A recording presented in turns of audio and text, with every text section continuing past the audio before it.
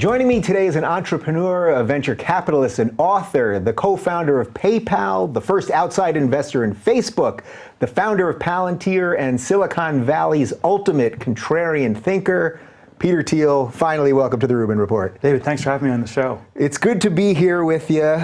I normally don't have this many cards for a guest, but I've got a lot of cards for you today. Are you ready to roll? Ready to go. All right, so we have to start, obviously. Rogan had Elon Musk on last week, and they smoked a joint. So do you want me to put the joint on the table right now, or how are we doing this? You know, my number one rule is never to compete with Elon in anything. so I think I would never bet against Elon. It's been like this. I was a close partner of his at PayPal in the late '90s, early 2000s, and after PayPal, Elon set out to start these two, both the rocket company and the electric car company, SpaceX and Tesla. Yeah. And I think the conventional wisdom on Elon was that these were both completely harebrained projects. If one of them had succeeded, that you have to sort of question it. When both of them succeeded, it suggests that he knows something other people don't. All right. Well, in that case, it can't be a matter of luck. I'll keep the joint right here for now. But I don't compete with Elon. All right, but that's a good place to start, because first, it's interesting because we've gotten to know each other a little bit in the last couple of years, and it seems to me that the person that I know privately is sort of different than the way the media portrays you. So I thought maybe at the beginning, let's just do a little history about you, and then we can get to some of the controversies and some of the ideas that you're really interested in and things like that. So let's start with PayPal, since you mentioned it already. Where did the idea of PayPal first come from? Well, it's when you start one of these companies, it's typically not the case that you get the whole idea fully formed, instantaneously. We certainly there was this incredible internet boom going on in Silicon Valley in the late '90s. It felt that there was sort of this open frontier, open gold rush. One of the natural things to look at was finance. I was sort of very interested in the cryptocurrency. Could there be new forms of money?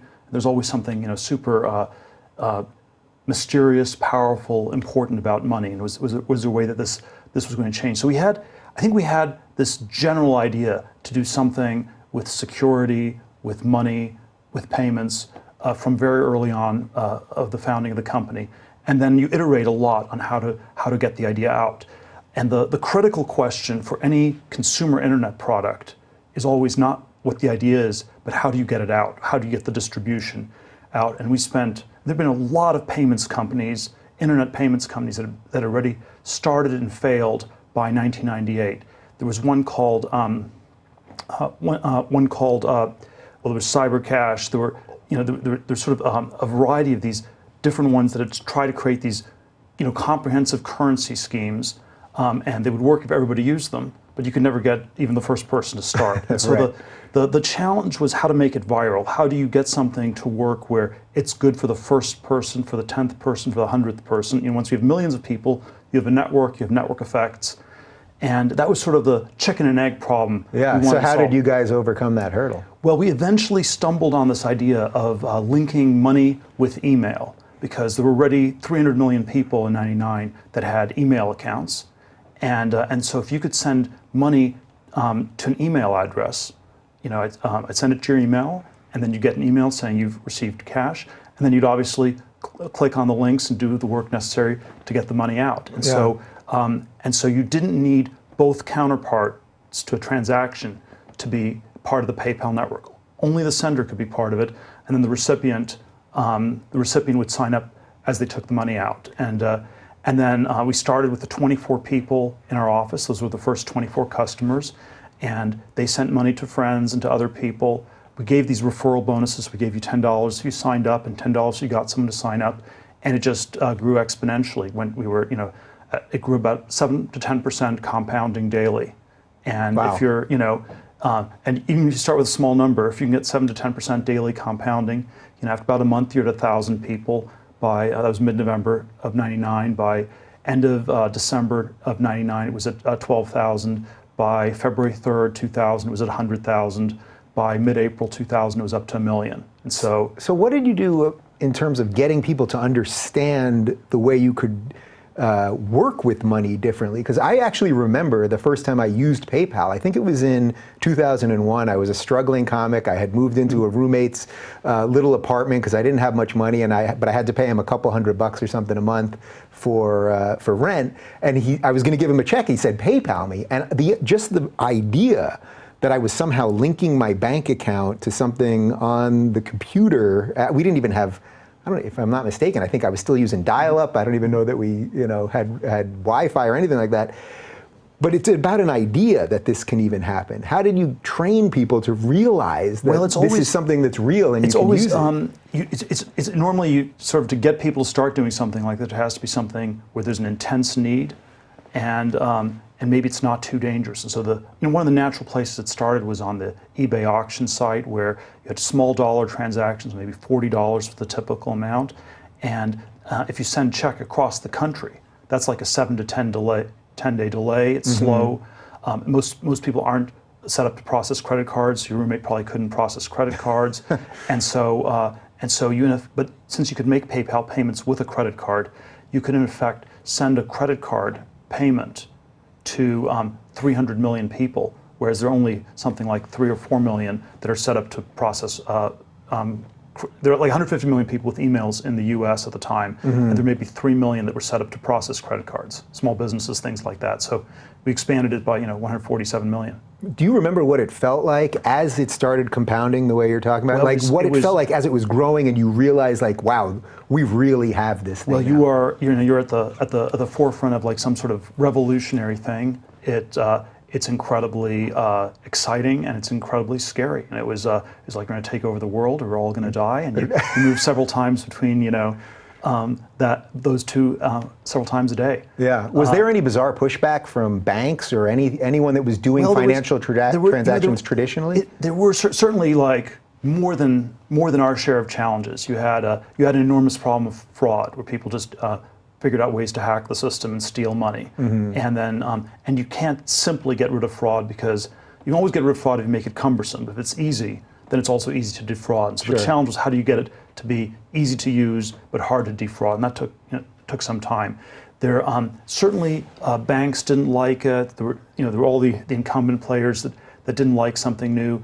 And then of course it was sort of in this strange regulatory zone where it was a new form of payments, a new form of moving money, and the way I often thought of it at the time was that we were in a race between technology and politics. And the politicians didn't like us, but if we got the system, the PayPal network, to be big enough, it would sort of overwhelm the regulators, and they'd have to accept it as a fait accompli. So the Libertarian Party, you must have loved that concept. Like you were actually doing something that libertarians are supposed to do. There was an early 2000 conversation. One of the execs at PayPal said that we need to hire a whole bunch of lawyers to tell us what we can do or can't do. And no, we're not going to hire them. They'll tell us what we can't do. So we have to just go ahead and not hire the lawyers and just do it. Yeah. Now the sort of I do not know if a company like PayPal could have been started even 2-3 years later. So in the aftermath of 9/11, we got the Patriot Act in the U.S. and that attached much more regulatory scrutiny to financial transactions, to payments. The Know Your Customer rules became much trickier, and so I do think that there's a weird way in which there was an opening to start a business like PayPal in 1999, 2000. Even 3 years later, I think it might not have been possible. Yeah, and it's so cool to me just knowing a lot of your ideology and the libertarian ideas you care about, and just going ahead and building what you want to build instead of waiting for other people to do it.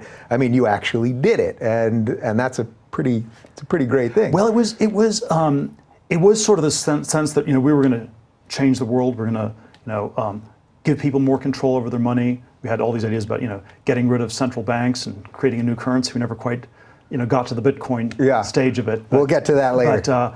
But certainly these ideas were incredibly motivational in doing it. And it is always a little bit of a contrast from I always have this view on politics where it's both incredibly important and then in many ways incredibly frustrating, because it's so it's like the air we breathe. It permeates our whole system, and then it's also so hard to ever change. And as a college student, I started this conservative libertarian newspaper at Stanford, the Stanford Review, and there's a lot. It's important to have debates to discuss things, and then it's often so hard to change things. And the PayPal hack was, in a way, we were going to change the world. We weren't going to ask for permission. We're just technology over politics. Well, speaking of changing the world, let's flash forward a couple of years. So we're just doing some business background first before we get to a lot of your ideas of the day.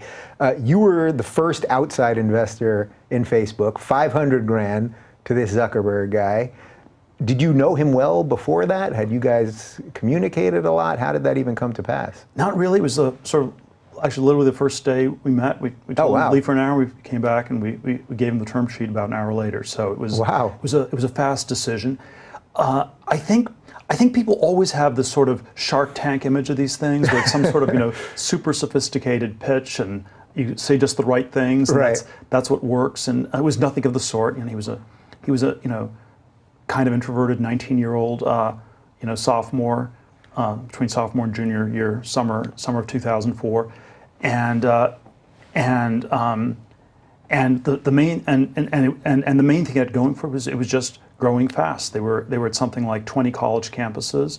They had about 100,000 people on the network, and they just needed more money for computers because there was such demand for the product, as they were going to launch it at more colleges in the fall. So is that what appealed to you more than the product itself? Just that you saw engagement with people? It was already working. Yeah. But I would say the other part of it was that there was like a prehistory to it. So one of my good friends from PayPal, back from Stanford, was a guy named Reid Hoffman, who he started LinkedIn later years, and he'd worked with me at PayPal in the late 90s, early 2000s. But before that, he had started a social networking company back in 1997, 7 years before Facebook. And they already had, they had SocialNet was the name of the company. So they had social networking in the name of the company 7 years before. And there were all these things that they had thought about doing. So it was going to be, it was going to be, the 1990s version of social networking was we were going to have these avatars in cyberspace, and I might be a cat and you might be a dog, and I'd be a virtual cat and you're a virtual dog, and we have to figure out how we relate. And it turns out people weren't really interested in that. They weren't really interested in some sort of fictional online persona. It was much more about real identity. And somehow Facebook was the first one to crack the problem of real identity, where even though it's always a little bit curated, certainly for the most part, people on Facebook are who they say they are. Yeah, for the most part at least. So am I mistaken? You're the only person who's been on the board of Facebook the entire way out, except for Mark, right? Right, since the beginning, yes. Yeah.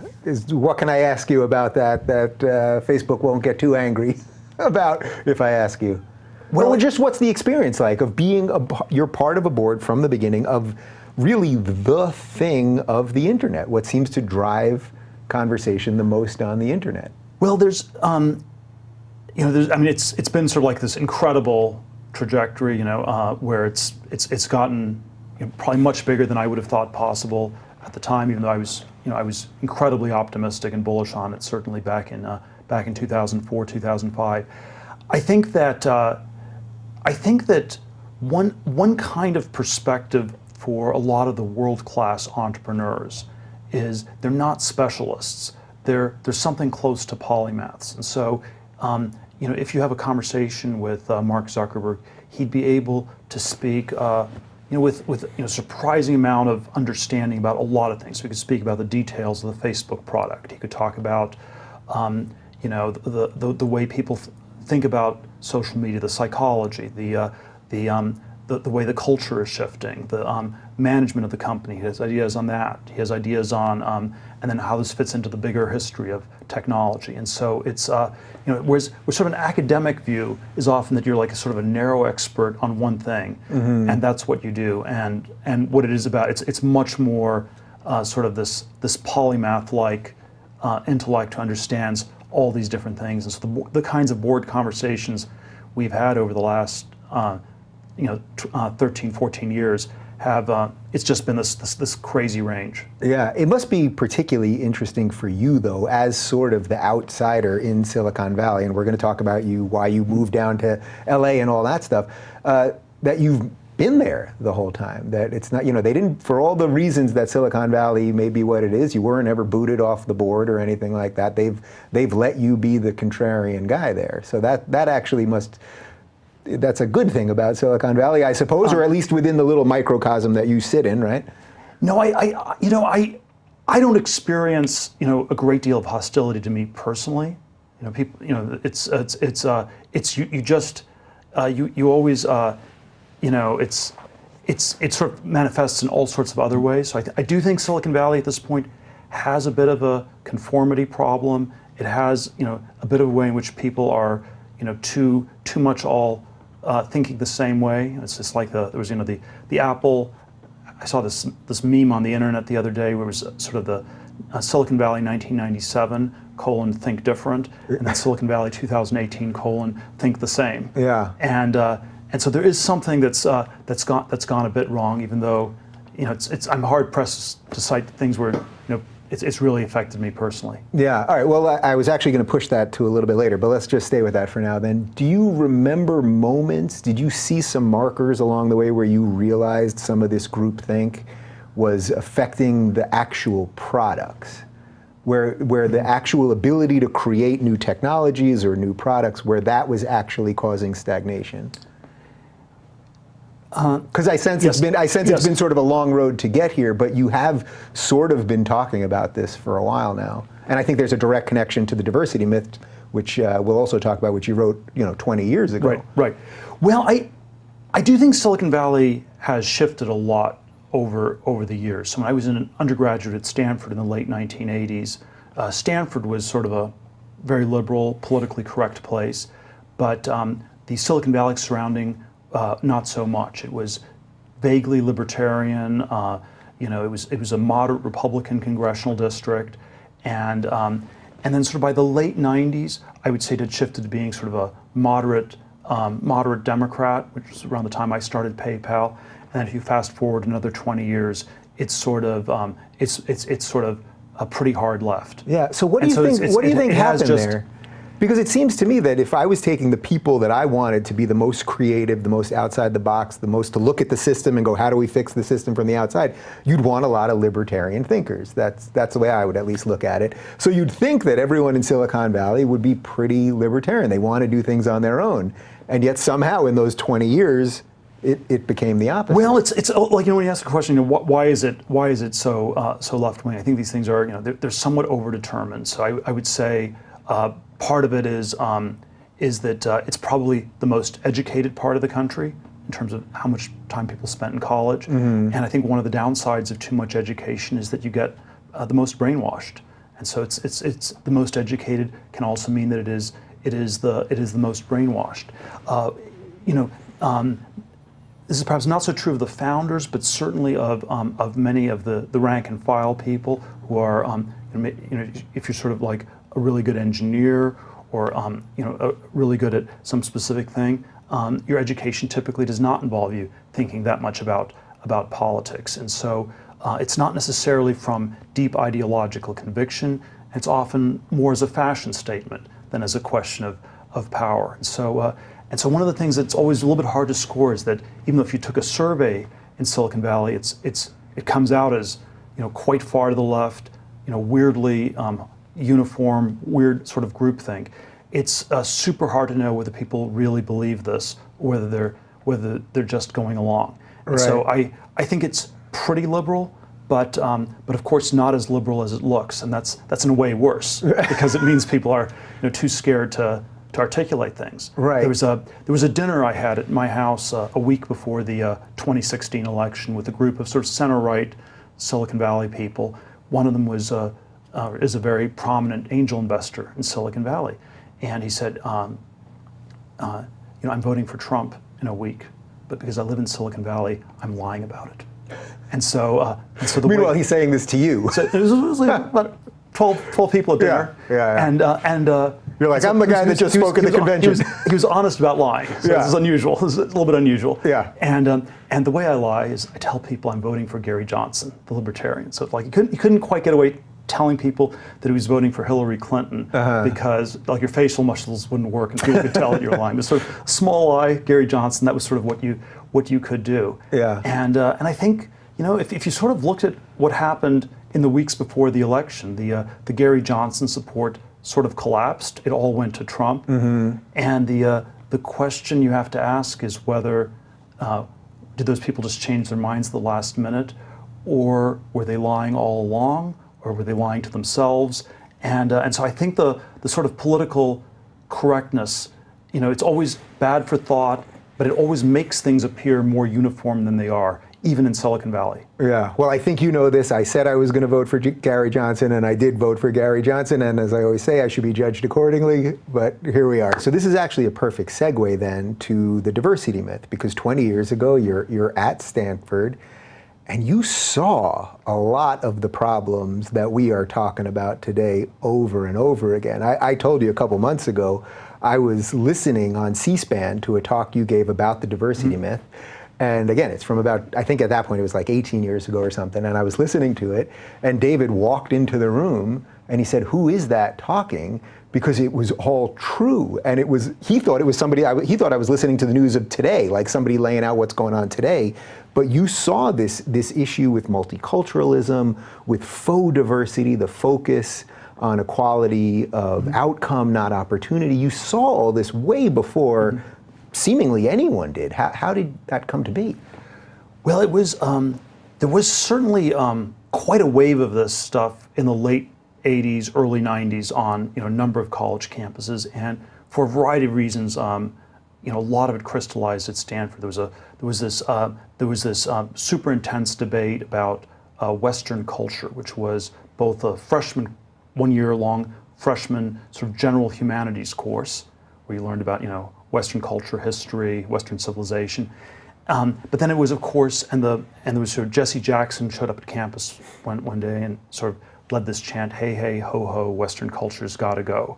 And people were talking about both the course and, of course, the whole society and culture that was represented by that. And so there were a lot of these different debates that got sort of thrown up. So it was concern about racial discrimination, gender discrimination, other kinds of people who were victimized, and then in many cases it felt like it was this incredible overreach where people were in some sense using their victim status as a stick with which to beat other people up, or something like that, or we're going to now victimize the victimizers, and it's going to be sort of something like that, and so multiculturalism and political correctness were somehow very linked. The multiculturalism part was where we're going to give special privileges to disadvantaged people, or we're going to somehow correct these injustices of the past. And the intolerant, politically correct part was where we're going to go after their oppressors, whether they were real or imagined. And in many ways, it felt like incredible overreach.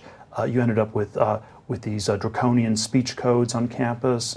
And with sort of the humanities, in a sense, effectively got gutted in the late 80s at Stanford, even though, of course, it took many years for that to fully play out.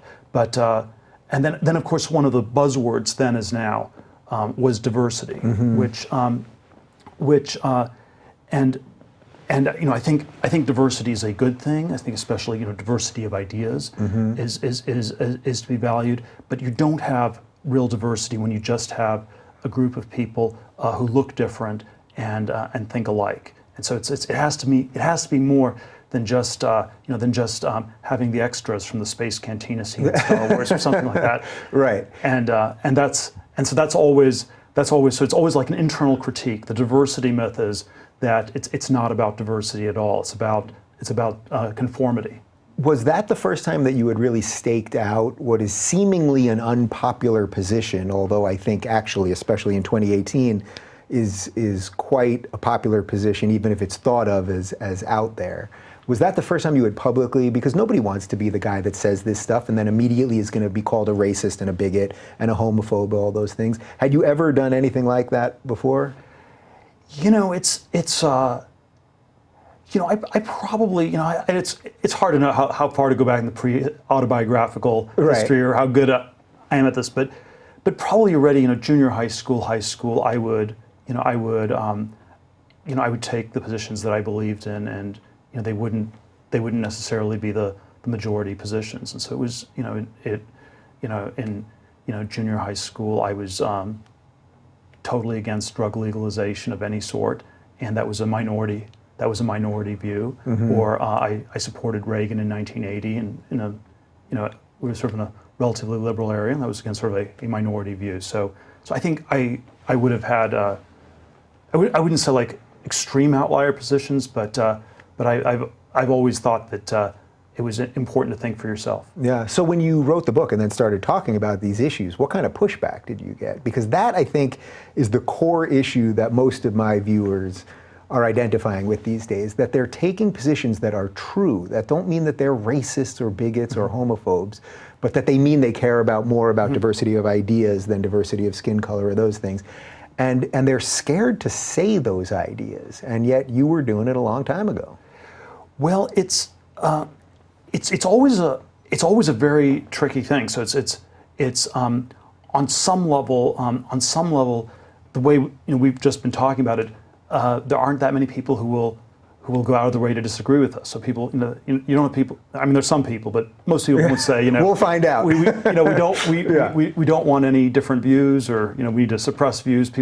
Some people say that, but not really that many. Right. Well, they mask it in other ways, right? No one's going to outright say that. But then in practice, you end up with this incredible conformity, even though that's not in theory what people want. One of the professors I studied under at Stanford is René Girard, who's sort of this cultural critic, philosopher, literary theorist. Is really brilliant guy. And he sort of always had this mimetic theory that people imitate each other, they copy each other. They're sort of they're much more prone to fashion and things like this. And one of them, he was from France, and so one of the metaphors he had for a lot of the sort of more politically correct professors at Stanford was that they all thought they were in the French Resistance, but if they had lived in Vichy France, they would have all been collaborators.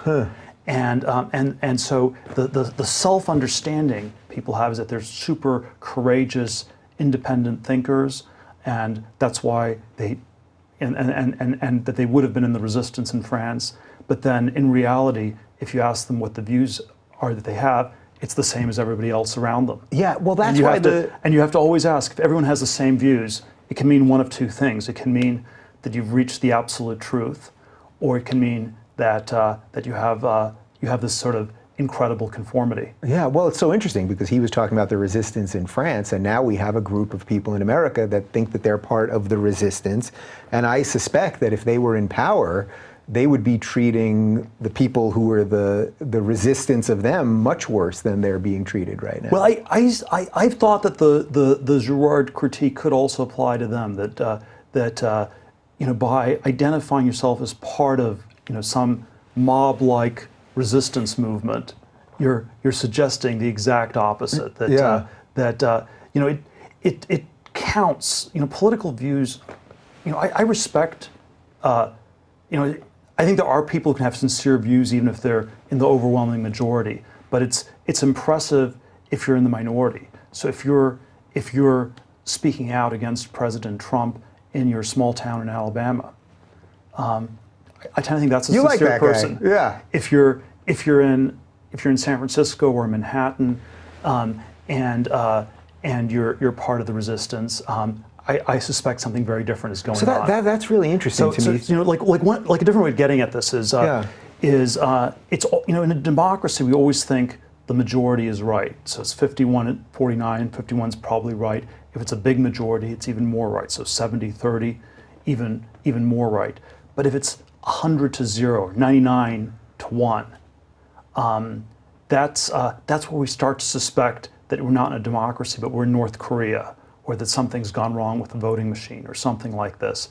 And so when we have these sort of hothouse environments at places like Stanford or Silicon Valley, where you have this complete uniformity of thought, the thing you have to suspect is not the wisdom of crowds. It's not that everyone's figured out the truth. It's a madness of crowds. It's some psychosocial insanity. Yeah, and this seems to be directly linked to what's going on our campuses today, right? I mean, if 20 years ago you had been thinking these things, do you think your prediction would have been, oh, we'll be able to break these ideas enough so that the class of teachers and professors may not be so addicted to It groupthink? seems to have come back with a vengeance on college, or even radicalized further.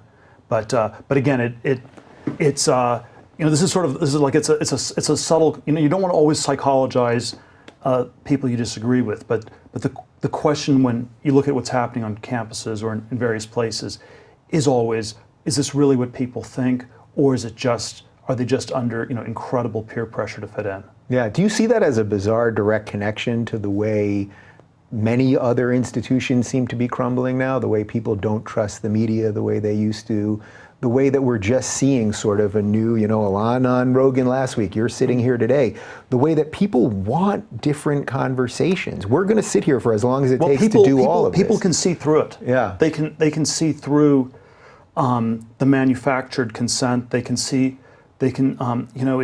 if you have conformity and it looks real, that's powerful. If it's conformity and people sense that it's forced, that's a lot shakier. And so it's sort of like, I don't know, it's like I'm not sure what the right metaphor is, but it's like maybe it's like, the Wizard of Oz, where you have the man behind the curtain and we're looking at the man behind the curtain on the internet, and that it doesn't quite work. And I think our sort of media political machine, maybe it always worked when people didn't understand how it works. And so if you sort of see what's going on in the sausage making factory, you might not want to eat as much sausage anymore. Yeah, all right. Well, this is clearly going to be a theme to almost everything else we talk about. So let's sort of catch up to where you are today, and then we're going to go back to some of that stuff. Tell me a little bit about Palantir. Well, this was another company I started in 2004. It was sort of the big picture where PayPal was sort of to revolutionize money and payments. The big picture for Palantir, sort of like in the wake of 9/11, a few years after that, was could one do something from a libertarian or civil liberties point of view that would still be tough on terrorism and things like this, and the sort of sense I had was that the way we were going with just ridiculous airport security checks and super intrusive surveillance all the time, wasn't really making us safer. Yeah. And so this was sort of your answer to the Patriot Act in a way. in a way, this was sort of it was like you had the ridiculous lines at airports. You'd been through all the ways that the response to, and there was a question: was there some technological fix? And one of the ways I often think of technology is that it's a way to do more with less, and so you can get more energy for less money. That's like an energy innovation, or cleaner energy for less pollution, more energy that pollutes less. That would be like a technology innovation in clean energy. And in the security space, the doing more with less is something like more security with less intrusion on people's civil liberties. And that's kind of the trade-off that you want. And that the non-technological debate that we had in the U.S. in 2004, in many ways that we still have in 2018, is always you do more with more versus less with less. Right. And so you can have the neocon Cheney version, let's say, would be that we're going to have more security with more civil liberties violations, and then you can sort of say that the equally Luddite ACLU would say something like, we're going to have fewer civil liberties violations, and we're going to have less security. Right. And that's kind of the way the ideological debate gets framed. Now, I'm sympathetic to the ACLU on civil liberties, but I think they will always lose that debate, because the way you preserve civil liberties is not to have terrorist attacks. Because when you get a terrorist attack, you get the Patriot Act, and if the World Trade Center would erode civil liberties as much as it did in 2001, I didn't even want to think what would happen if you had another terrorist attack. And so you have to prevent it to stop more erosion. What Palantir does is it sort of is a way for patterns and data to be visualized through a combination of computers and human analysts, and then in a way that doesn't simply scour the planet and get all the information about everybody. So it's just, if there's something suspicious, then you look some more, and so there's sort of a natural predicate you build before you investigate people, and in that sense, it's way less intrusive. Is this a tough position to hold just because people seem all too eager to give up their civil liberties? Like, we always want easy answers, so that's why I think the Patriot Act passed with 2 dissenting votes, if I'm not mistaken. That people don't really, we act so emotionally all the time, and especially after a time like September 11th, we were really, I think, out of whack individually and collectively, that you can come in with a more sane answer and say, I understand civil liberties and I don't want big government, but I want us all to be safe. And that almost doesn't ring for people because they just want the easy answer. They want the bumper sticker answer. Yes. Yes, I think it's not the easiest sell, but I think there is certainly a lot more awareness today about how much civil liberties have been eroded, how we're living in this quasi-surveillance state all the time, and how deeply uncomfortable that is on so many levels. I think that the way I think certainly if it worked, if the Luddite heavy-handed approaches actually worked, then I think people would be more tolerant. And then there's sort of a sense that they don't even work. Yeah, is it hard to define what work even means? Because something could say work for 3 years, make sure everybody's safe, even if it's violating all sorts of personal privacy and all that. But then if there's an attack, then you go, well, it doesn't work. Well, work means you prevent terrorist attacks from happening in that narrow context. So it's just about the window that it works, basically. Well, because the second it doesn't work, and well, it's how many you prevent that would have otherwise happened. Yeah. So I mean, it maybe if it works perfectly, we prevent all of them. If it works pretty well, prevents most, and something like that. So this must be a little bit of a tricky situation for you, because you obviously have to work with the government on some of this stuff, right? And I'm sure that that's probably not thrilling for you at some level. Well, I believe that it's I believe you can be both a libertarian and work with the government, or even work for the government, or work in the government, and even if you believe that there should be a much smaller, much less intrusive government, you can still try to work to make it function better. And so there's both an outside and inside game. Yeah. There's all these versions like this. So it's like, if you're a libertarian, should you refuse to take a Social Security check? And well, you can be against Social Security and still personally collect a check. I'm pretty sure Ayn Rand took Social Security. Yeah. If you're a libertarian, should you refuse to be a public school teacher because you're working with the government? Well, maybe it's actually better to be a public school teacher rather than the socialist person who will otherwise get it by default. So right. I think we can have certain kinds of principles and then act in pragmatic ways, and this isn't necessarily hypocrisy. You once said to me, and I'm sure you've said it to other people, that I wouldn't be a libertarian if it worked. Do you sort of picture a moment, or do you remember a moment where you think I guess basically big government, stopped working? Because it did work for a while, basically, right? But not in our lifetimes, not very well in our lifetimes. Mm-hmm. I would say it's easier to see with the benefit of hindsight. But I think, I used to think, when I was in college in the 1980s, I used to think that libertarianism was a timeless and eternal thing. It was just these absolute truths for all time, all places, and all times. Mm-hmm. And I've now come to think that it can be there's certain contexts where it's more true or less true. And so if you have incredibly well-functioning government, political institutions, there's less of a need for libertarianism. So in the 1950s or 1960s, when the state of California had first-rate public schools mm-hmm. across the board, and if you said, well, the government can't do anything, the public schools can't work, there might have been problems with them, but that argument would have gotten a lot less traction than it would today in 2018. Right, because you'd be the utopian person at that point, right? Yeah, or you'd be too pessimistic, because Right. obviously things weren't that bad. Right. Horseshoe theory on that one. Yeah. And certainly, or in the military context, we had the atom bomb, we had the Manhattan Project, we had the Apollo space program in the 1960s, where you got a man on the moon. And so if you said the government can't do anything, that felt somewhat wrong. Now I think the thing, if we were honest, and this is always the somewhat disturbing thing, is that our government works much less well than it used to. I think.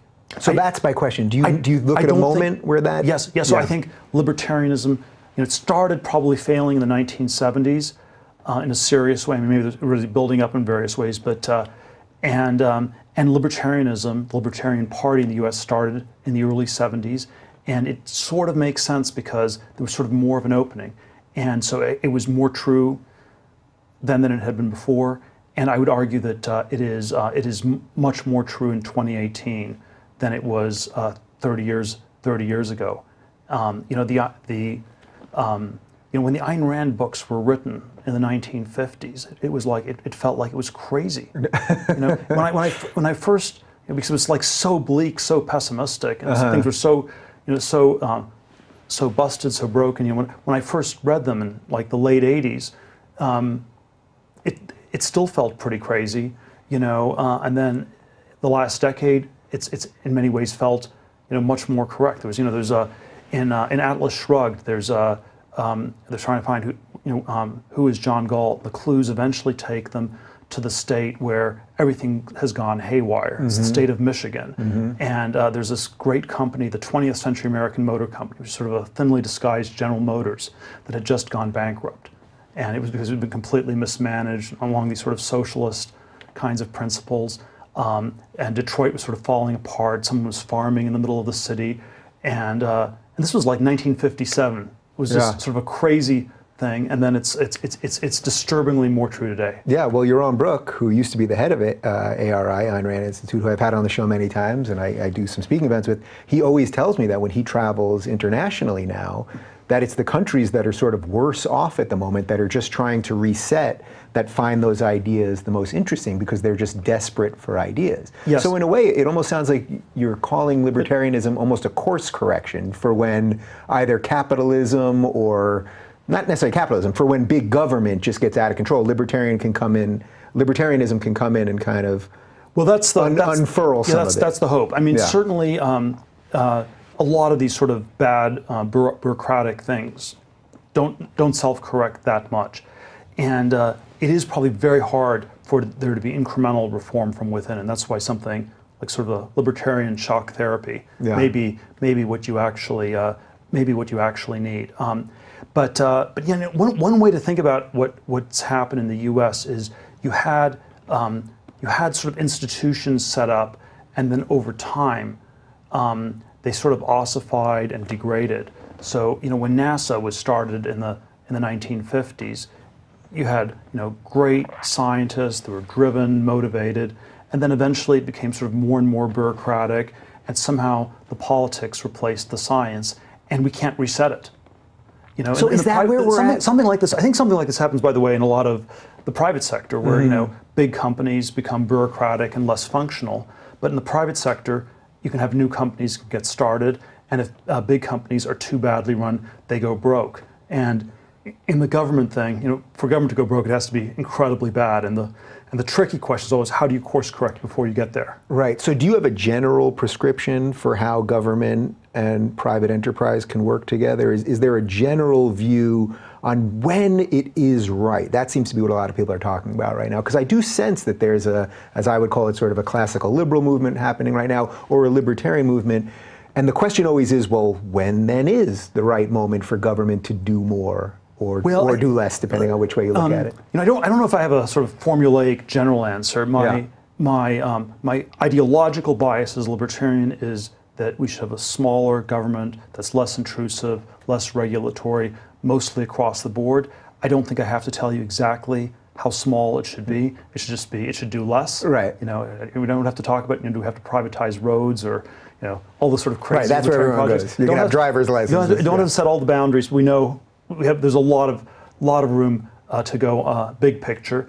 And then I think in terms of the details, there are, of course, always these ways that you can try to reform things, try to make things work better, recognizing that you often have super entrenched bureaucracies. So if you can shift from public schools to charter schools, that's sort of a way to change the bureaucracy. If you could shift things where you could fire people, or you could shut down agencies, that would probably reform things quite a bit, even though that's seemingly a very hard lift. Yeah, so I wanted to hold Trump a little bit longer, but I feel like this is the right segue because there's an interesting piece of Trump that I think a lot of people, a lot of libertarians are happy with when it comes to cutting taxes, cutting regulation, which he's done a ton of, and a few other things in that regard.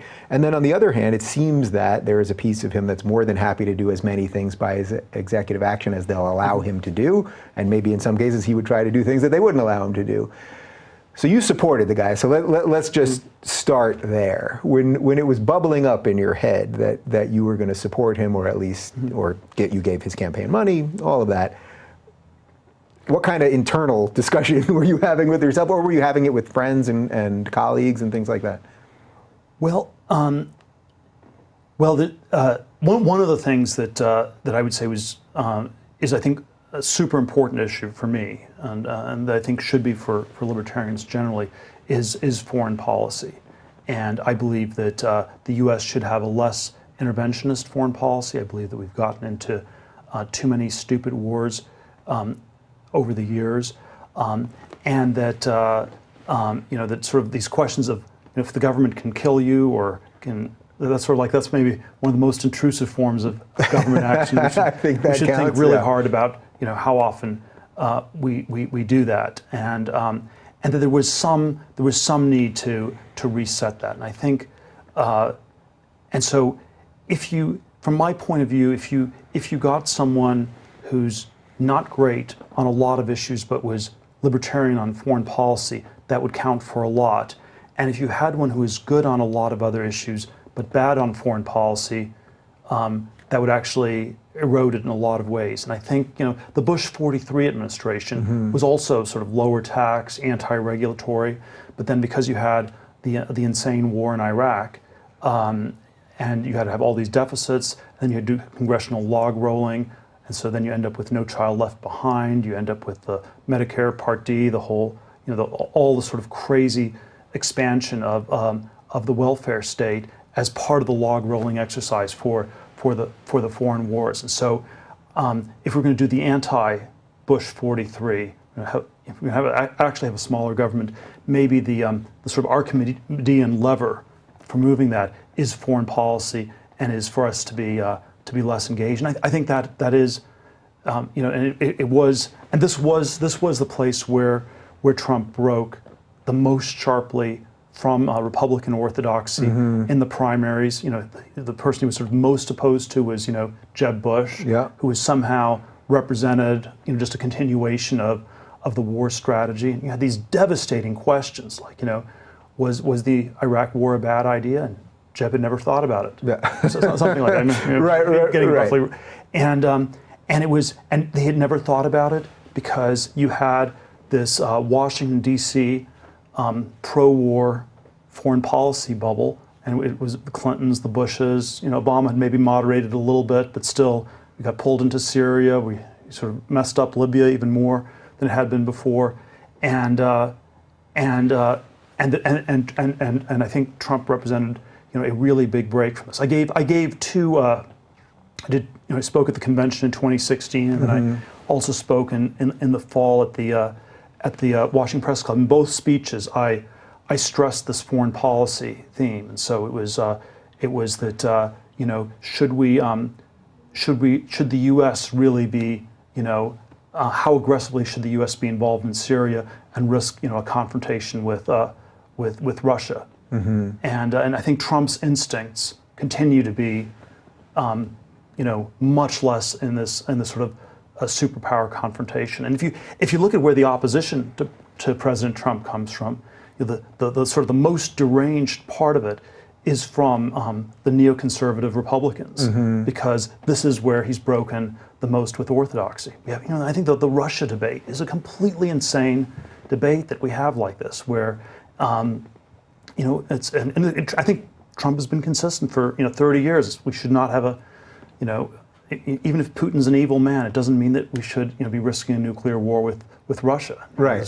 That used to be a position of the left, by the way, right? As recently as 2012. As right. recently as 2012, when Romney was hawkish on Russia and Obama said the 80s are calling. Yeah. And this is like, and so there's something about it that's just incredibly crazy how tribal it is. Well, it's so interesting because that moment in the debate between Romney and Obama, if the left was being consistent about this, they'd be looking at Obama now and going, man, you must have been the worst president of all time because you misjudged that, and then that led us to our Russian puppet president or something. But you don't see that side. You don't see that sort of consistency out of anyone these days, I suppose. Yeah, it feels incredibly deranged, but certainly the intuition is that we shouldn't be this fixated on escalating these potentially military conflicts with places like Russia, and to the extent we have that as the focus, it distracts us from a lot of other things. It distracts us from the very real economic competition we have with China,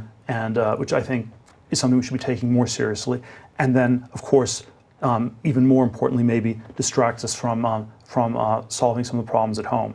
So I do think the having a less aggressive foreign policy, that's maybe the preliminary step to getting to really fixing on solving our own problems. Does that show you how deranged the conversation has gotten? Because if you listen to conventional thinking on this, most of, I think, Trump's critics will say, look, he's saying all these things about North Korea, or he's making all these threats about Syria, or we dropped the mother of all bombs, or all of these things.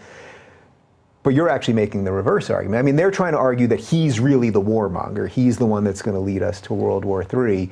And really your argument is he's the one doing the reverse of those things, at least for now. Yes, I mean, look, I think we have a certain type of military-industrial complex, and so there are parts of this that are sort of almost on autopilot. But certainly I think all of President Trump's instincts are to, it's like, if we have to rethink NATO, we have to, rethink, how much we should really be committed to Afghanistan. We have to, we shouldn't be escalating like crazy with Russia. So, the North Korea dictator's a genocidal maniac, but we'll talk to him. So I think the instincts are very powerfully in the de-escalatory side. What is it about Trump that made you think this is the guy could do that? Because as I was hearing you say that, you could have said, well, Rand Paul, he's doing a pretty good job on that stuff, right? He's been talking about getting out of these wars for a long time. Like, you could have been like, all right, even when I would watch the debates, I'd be like, this poor guy, he's on the stage with the wrong group of people. He's making a lot of sense to me, but this isn't the crew. I supported, I did support Ron Paul in both 2008 and 2012. I think that, I think in some ways, Rand Paul was sort of making those arguments, although I actually think Trump made them more powerfully in the 2015-2016 primaries than even Rand Paul. And if I had to critique Rand Paul a little bit on this, it was he was sort of making this judgment call that his dad hadn't been able to get enough votes, and so he had to be a little bit less dovish on foreign policy, had to be a little bit more agreeable.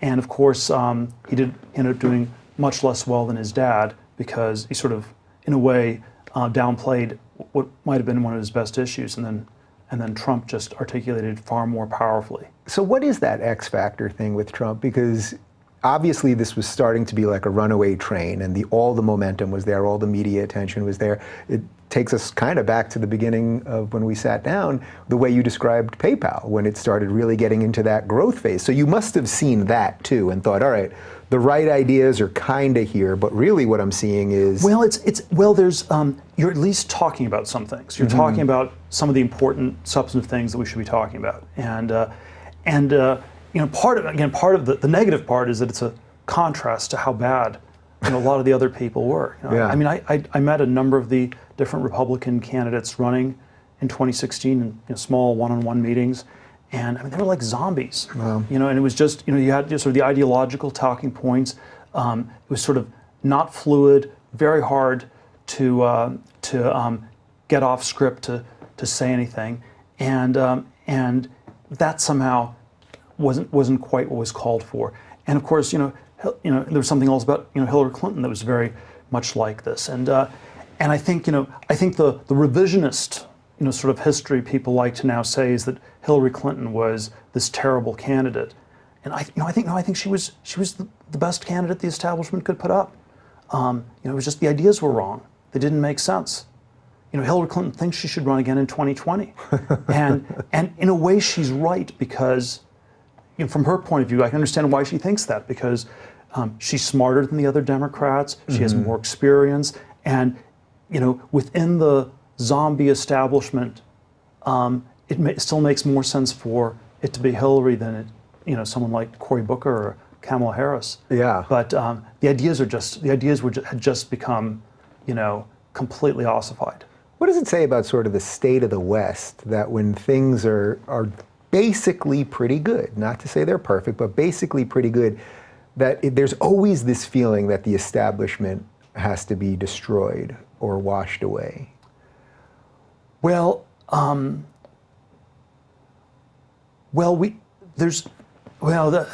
a big question, but I think there's something that goes back in our, we are, there's something about Western civilization that is, it is perhaps unique. It's sort of like it's open, it's self-referential, self-critical, and you don't have this sort of internal self-criticism in other societies and other cultures. And so there's always an argument that ours is an extremely racist, sexist society that discriminates in all kinds of ways. And without challenging that for now, you can also say that ours is a society that cares a lot about racism, sexism, that cares a lot about injustices, that the ways things are not working. And so I think the establishment, has not gotten a free pass in our society for a very long time, and you can say that's unhealthy and it makes us weak or divided, but I think it's that's part of the motor that drives our civilization, and maybe it goes back to sort of the Enlightenment or the Renaissance or the Greco-Roman or Judeo-Christian traditions, but it's when Jesus Christ said that he's the Son of God, you can describe that as a metaphysical religious statement, but you can also describe it as a politically atheist statement, because Caesar Augustus was the emperor, and Caesar, his sort of adopted father, had been divinized, and so Caesar Augustus also claimed to be the Son of God. And so when Jesus Christ says that he's the Son of God, that is a challenge to the establishment. That's an act of political atheism. It's the state is not divine. The establishment is not divine. And that, I think that's just been part of our civilization. And I'd be much more worried if people stopped asking these questions. Yeah, so for the people that are watching or listening to this right now that still have all the concerns about Trump that you may or may not have, or that you feel maybe are somewhat deranged in terms of the conversation. You've met the guy, obviously, a bunch of times. There's that one video when you guys had that slightly awkward handshake. Is there anything, well, first, I guess I have two parts to this. One is, do you have any regrets about supporting him or speaking at the convention? And I want to talk a little bit more about that in a minute also.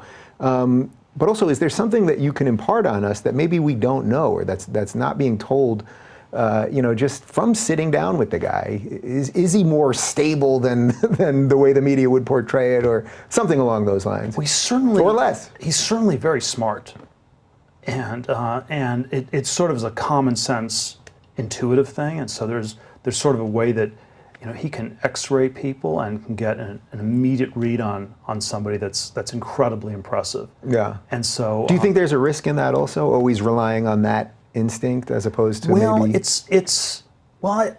always are risks with these things, but it's a powerful ability, and and then there is a degree to which he has his ideas, and it's sort of, he's thought these things through for himself, and sort of the evidence that he's not as conformist is that the ideas are actually pretty different. He's broken with the Republican orthodoxy on foreign policy. There's rethinking the immigration question, rethinking the free trade questions, and these were like not mainstream views at all pre-2016. Yeah. And there is a way in which what I think has been even more impressive than I would have expected is the degree to which the debate has shifted. And so if we take the debate about free trade, the consensus in 2015 would have been free trade is simply good in all times and all places. Mm-hmm. And if you don't understand that, then you didn't study Econ 1, and you're a low IQ person. End of argument. And at this point, it's much closer to, there's obviously something just very, very wrong with a lot of the trade arrangements in the world. It's like, we import $475 billion a year from China. We export $100 billion a year to China, and it's completely unbalanced. And this is actually not, if we had a genuinely globalizing world, that's not the way it would look at all. Uh-huh. In a globalizing world, the less developed parts of the world would grow faster, and therefore capital should flow to those parts, and therefore we should have a trade surplus with China so that we get extra capital that we then export. So in a weird way, you're almost making a globalist argument for him, even though he's always against the globalists. I would say it's a little bit differently. So I would say that the incredible trade imbalances tell us that something's completely wrong with the sort of Pollyannish globalization story we're told. You have Chinese peasants saving money, and it's being sent upstream into the slower growing U.S. and the even slower growing Japan and Western Europe. And it's all the money is flowing in the wrong direction, and that tells us something's and then we can debate what do you do about it, do you escalate in order to de-escalate, how do you rethink these things, but it's all been opened up, and the prediction I would make is that whoever the Democratic nominee in 2020 is, they will not disagree with Trump on the trade issue. They won't admit that Trump changed their mind. Mm-hmm. But this is one of the ways you win debates, is that people come around to your side and they still say no, it wasn't because of you. Right. That's how you really win. Yeah. Was that his really clever move during the primary still, where he kept saying, oh, look how unfairly the DNC is treating Bernie? Because basically he was hinting to all of those people that were so frustrated with the system, when they screw him over, guess what? I'm your guy. It's not Hillary. So it was a pretty clever little tip of the hat to them. There are all these things like this, but I think it is just these other debates where the country, I think the question about NATO is on the table now, and once you put it on the table, why should the U.S. be paying the lion's share when we're actually mostly defending these other countries? It's not like NATO's on the southern border defending us from Mexico. Right. And if you listen to the way the mainstream media focuses it, it's always, Trump wants to blow up NATO. But that's not really what he said. He said he wants other countries to pay their fair share. Yes. Those are very, very different things. Yes. I mean, they're linked, because you might say, if we don't, we might be willing to pull out if you don't pay your fair share. So it's not like we're never going to change, but certainly people, nobody would disagree that everyone should pay their fair share. I mean, when I talk to even people in Germany, which is like maybe the most egregious offender of all, nobody disagrees on this behind closed doors. Mm-hmm. So do you have any regrets? I don't have any regrets about it.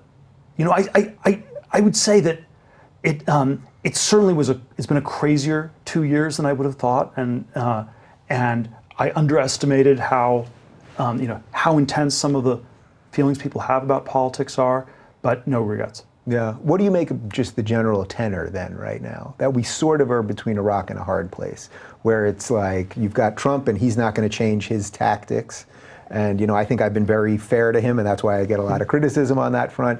And then you've got the resistance, or whatever you want to call it, that seems to be doubling down on a lot of the bad ideas that got them there in the first place, and that both sides now are just splitting, and we're losing where I think most people are, which is within some sort of basically free society, libertarian, live and let live thing. I really believe that's where most people are, but we seem to be being pulled in opposite ways. Well, the way I would frame it a little bit differently. I would say we're moving past the Bush-Clinton sort of duopoly, and which was not exactly libertarian. It was pretty narrow zone. There wasn't very much debate. All the smart people supposedly agreed on everything, and it didn't work all that well at the end of the day. We had sort of one fake bubble in our economy after another, and it sort of got us into a lot of things that were not optimal. And so I think for the Bush, Clinton, maybe also Obama years, those 24 years, the debate I would say was too narrow, and I think within that sort of super narrow center to center left debate in this country, you're not going to find the solutions to our problems. It's going to be way outside of that, and I think I think we will not go back. We're not going to go back to Hillary Clinton in 2020. We're not going to go back to Jeb Bush, and it's going to be a more wide open debate, and there are parts of it that I don't like. Yeah. I think the socialist question is going to be on the table in ways that it hasn't been for a long time, and I think I suspect the Democratic Party is going to move much further to the left, and that's going to be a debate we're going to be having for the next decade. I think they're wrong. I think that's not going to work, but it's the narrow Clinton stuff. Not going back to that. Okay, so one more thing on Trump for now. When you finally then came out, so to speak, and said, all right, I'm going to support Trump, just personally, do you feel like it cost you anything? Just, friends, family, or did you even care if that was going to be the case? Because a certain amount of people are going to go, no matter what you just said here about all the legitimate issues related to trade and government and all that, they're going to go, he's racist, so now Thiel's racist, or something along those lines. I don't think it didn't cost me any friendships, but there probably were. There was some set of people that where they were mad at me that had not been mad at me before, and that's unfortunate.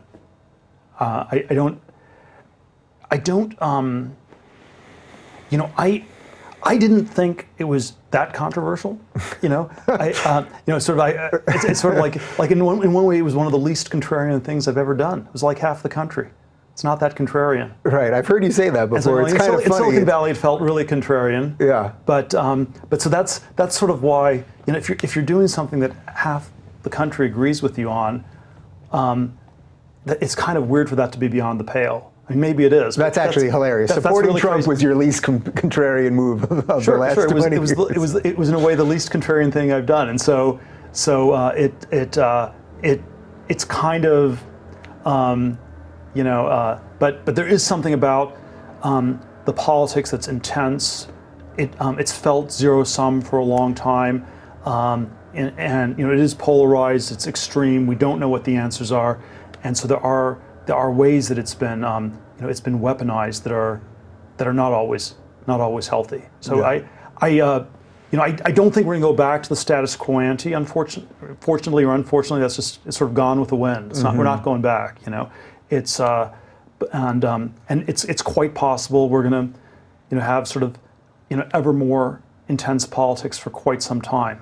One of my colleagues coined this term about a decade ago that it was I think it was Jim Cramer, the crazy person on CNBC. Yeah. He has this line where there's always a bull market somewhere. You have to just look for it. You have to know where to find it.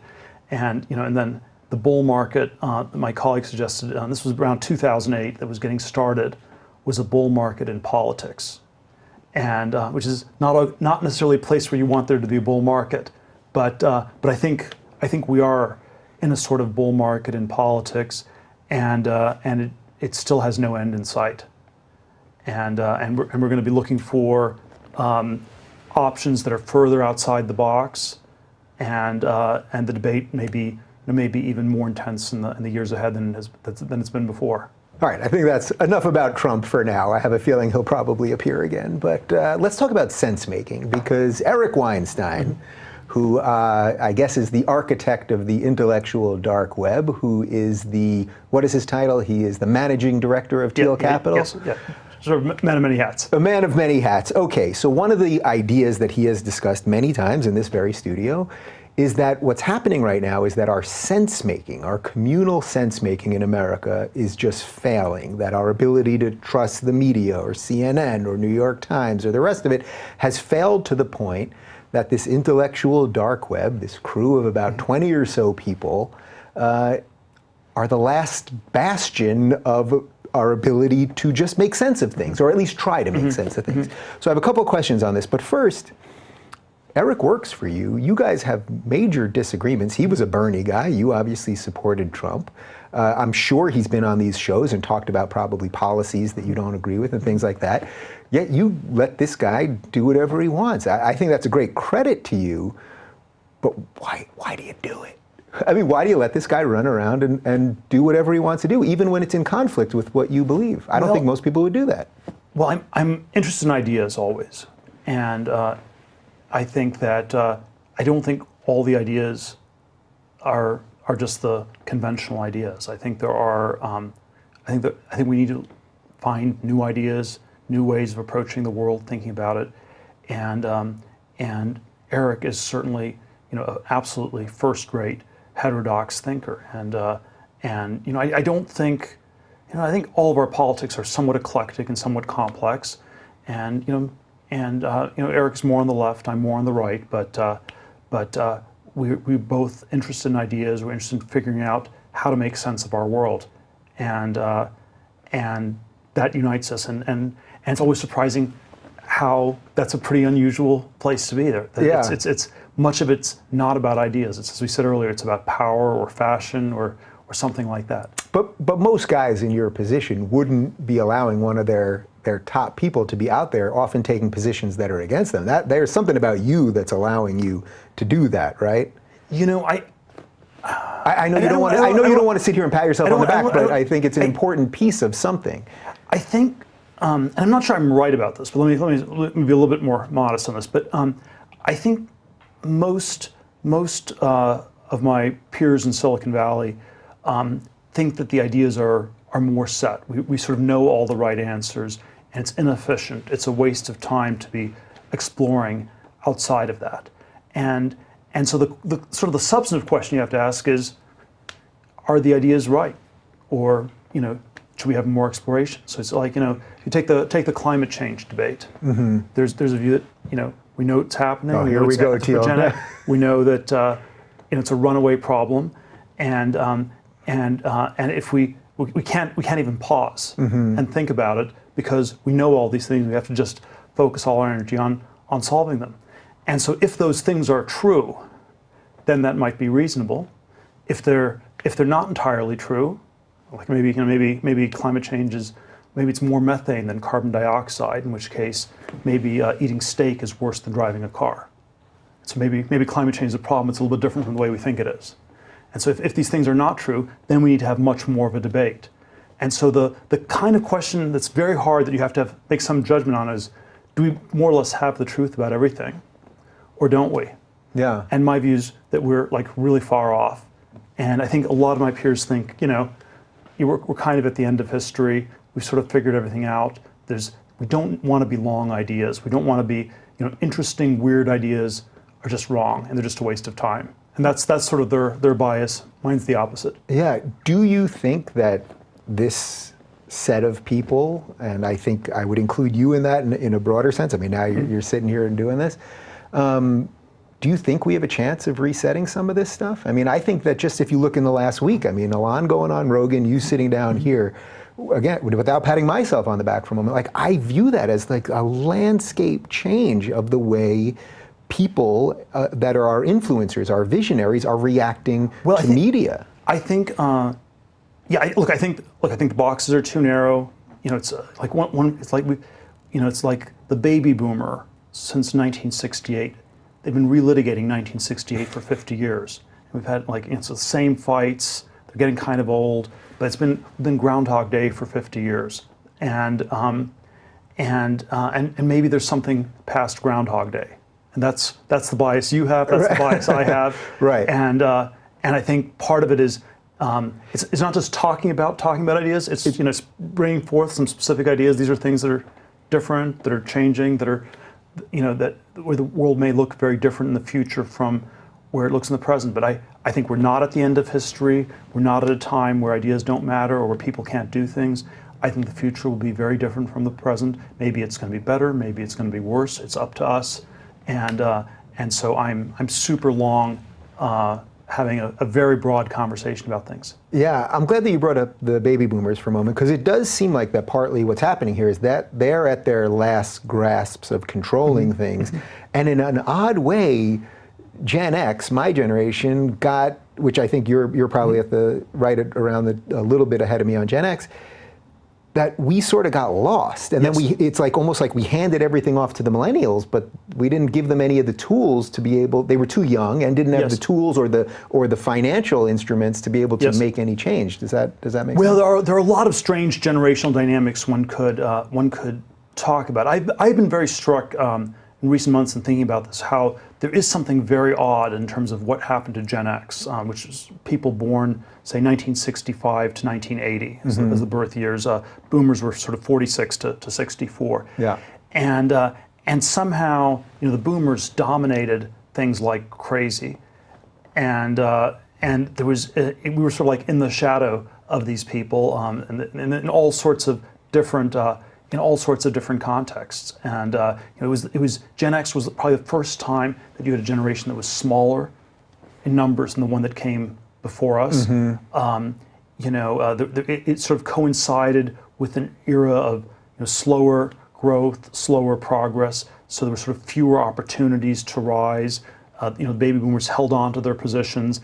And in some ways, it was like when I started working at a law firm in Manhattan in the early 90s. I mean, I wasn't thinking of it consciously this way, but it was the baby boomer partners. They just become partner, and they were sort of pulling the ladder up behind them. And it was going to be much harder for people my generation, our generation, to do the same things, to go down the track in the same way. And so there is something, there's something very weird about how Gen X has gotten, has been sort of sidelined by the boomers for so long. Yeah. And then the rap on us is always that we're too young or too old. Right. And so we were in the 90s when Gen X was starting the tech companies, we were seen as too young. We needed adult supervision. We needed the baby boomers to run the companies. And almost every Gen X founder, and some exceptions, but overwhelmingly, the boomers took over the companies. There was a version of this with Yahoo and eBay, Netscape, even Google, which was the biggest of the Gen X companies. You had a 10-year period where Eric Schmidt, the baby boomer, took over Google. Whereas the boomer companies, Apple, Microsoft, Amazon, Microsoft and Amazon were just the same people got to run them the whole time. And then Apple's a little bit more chaotic. Facebook, millennial company, they got to run it.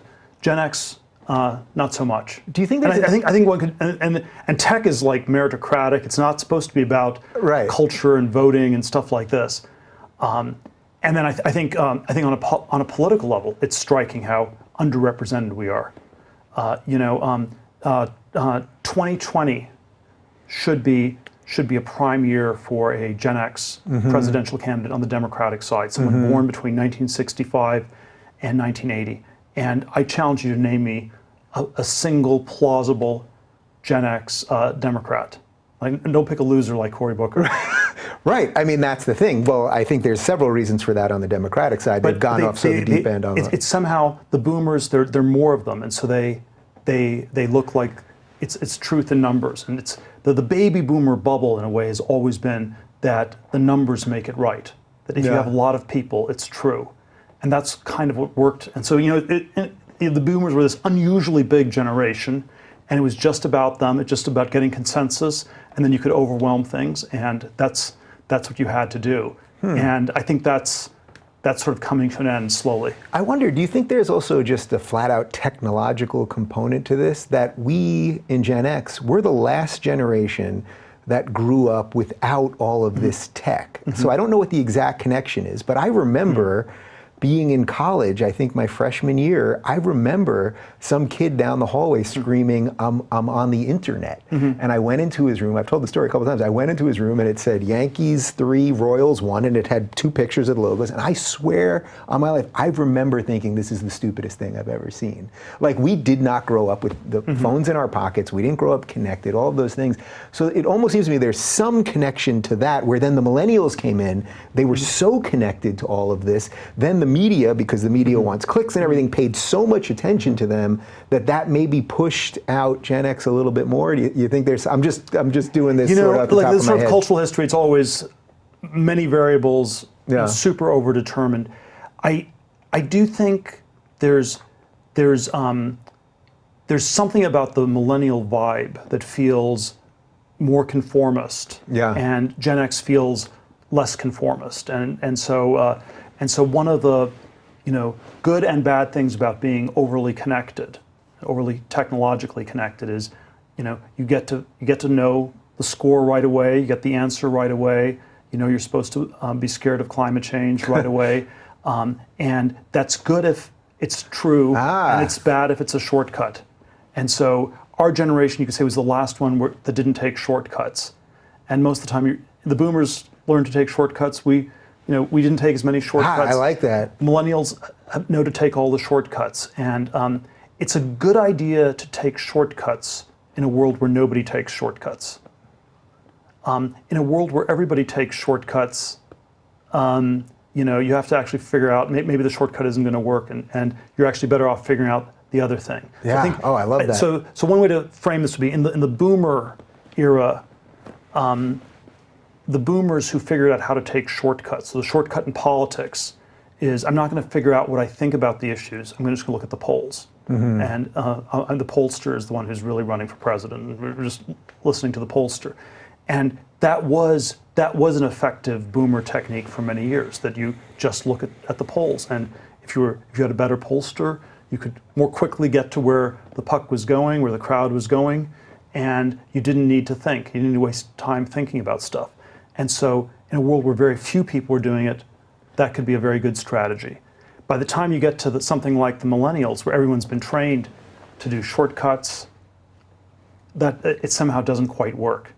It vaguely maps onto the tracking, because you can think of tracking in school, tracking professionally, is a way it's like a shortcut to a successful career. And so the baby boomers who stayed on track did quite well. So if you didn't tune in and drop out in the late 60s and just went to law school and you became a partner at a law firm, the tracks worked. By the time we get to the millennials, they know all the tracks you're supposed to do. Tracks work less well when everyone knows them. Everyone's doing the same thing. So there are these similarities between the millennials and the boomers, but they're really different in practice, and it's working really differently. So the things that would have worked perfectly for you as a boomer are deadly if you're a millennial. Yeah, so hearing that and knowing that our sense making is breaking down, and our ability, even our ability to just get away from all of this, what you said before about paying that much attention to politics and all that, everyone asks the whole IDW crew constantly, well, what are you guys going to do? And you just said something about, we shouldn't just talk about these things, we got to do things. Do you see either a technological answer here or a business answer here or something? And we've talked about this a little bit privately before, and we've kind of bounced it around, but like, everyone wants some answers to what's going on here with the media and everything else, and the pipes, that Google owns all the pipes and all of that stuff. And I think a lot of people, the default position is, well, Thiel will fix it, because it's like there's only a couple people that actually could. Well, I don't actually quite know what one does to fix the media industry. I would say the thing that I'm always super fixated on is the business model question. So my 0 to 1 book, so the main motif is always that you shouldn't compete, you should try to have a monopoly. You should try to do something that you do so well that you have no competition. And there are good and bad things about monopoly, but from the inside, you generally want to have a monopoly. It gets a little bit bad if you become too fat and lazy, and if you then ever have competition, you're really in trouble. And in a way, the business history I would tell of the mainstream media is that they used to have great monopolies. The newspapers had local content monopolies, and they got local monopolies on advertisers because the only way you could advertise was through the classified section of newspaper or news magazines, or there are all these sort of media monopolies. And what the internet has done is it's opened things up in ways that are good for information, for learning things, but it's very bad for their business models. And I think this is something they never really understood. And so if you were at the Washington Post in the 1990s, if you sort of imagine what the holiday party would have been like, the owner of the Post would have said something like, we're all getting paid, we're doing great, business is doing great, we have all these talented people that are writing great stories. And so the narrative would be that it was a great business because of the great work the people there were doing.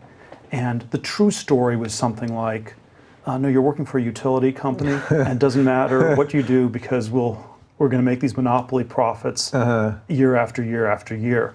And then when the monopoly story started to break, the story was not the monopoly's going away because they can't talk about that. Right. But the story was rather we don't know anything about the internet or something like that. Right. And so I think the challenge that a lot of the old media businesses haven't even been described correctly. And then it sort of plays out and you have to figure out some new ways to get distribution channels, some new ways to monetize, and I think there will be models for doing that. But that's the question: how to do it? How do you can't go back to the old monopolies, though. Yeah, we need some answers. All right, let's shift a little bit to some of your history, because I think a lot of people, or a certain set of people, probably only know you through the Gawker prism.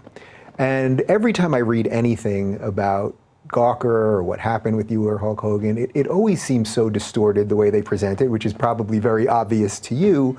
But to me, it was like you weren't because people will say, well, Thiel hates the media. He sued a publication. He obviously hates the media. And it's like, actually, you were defending the right to privacy, which is something that the media should be doing in and of itself. What made you want to get involved in this? You had your own history with Gawker, obviously, before Hogan, yes, and all that. And it is, there are all these elements of the story that are, of course, sort of a little bit larger than life, where you have sort of the sociopathic Manhattan media company. Even though I think that's too kind a characterization. Our internal code name for Gawker was the MBTO, the Manhattan-based terrorist organization. There you go. Well, you've likened them to Al Qaeda before, right? And then, it was a crazy story in '09 where they completely distorted things, and I was speaking to a reporter at the San Jose Mercury News, and like, what do you think of them? And I said, oh, they're the Al Qaeda of Silicon Valley, and oh, can I say that? And yes, you can, and because of course you can. And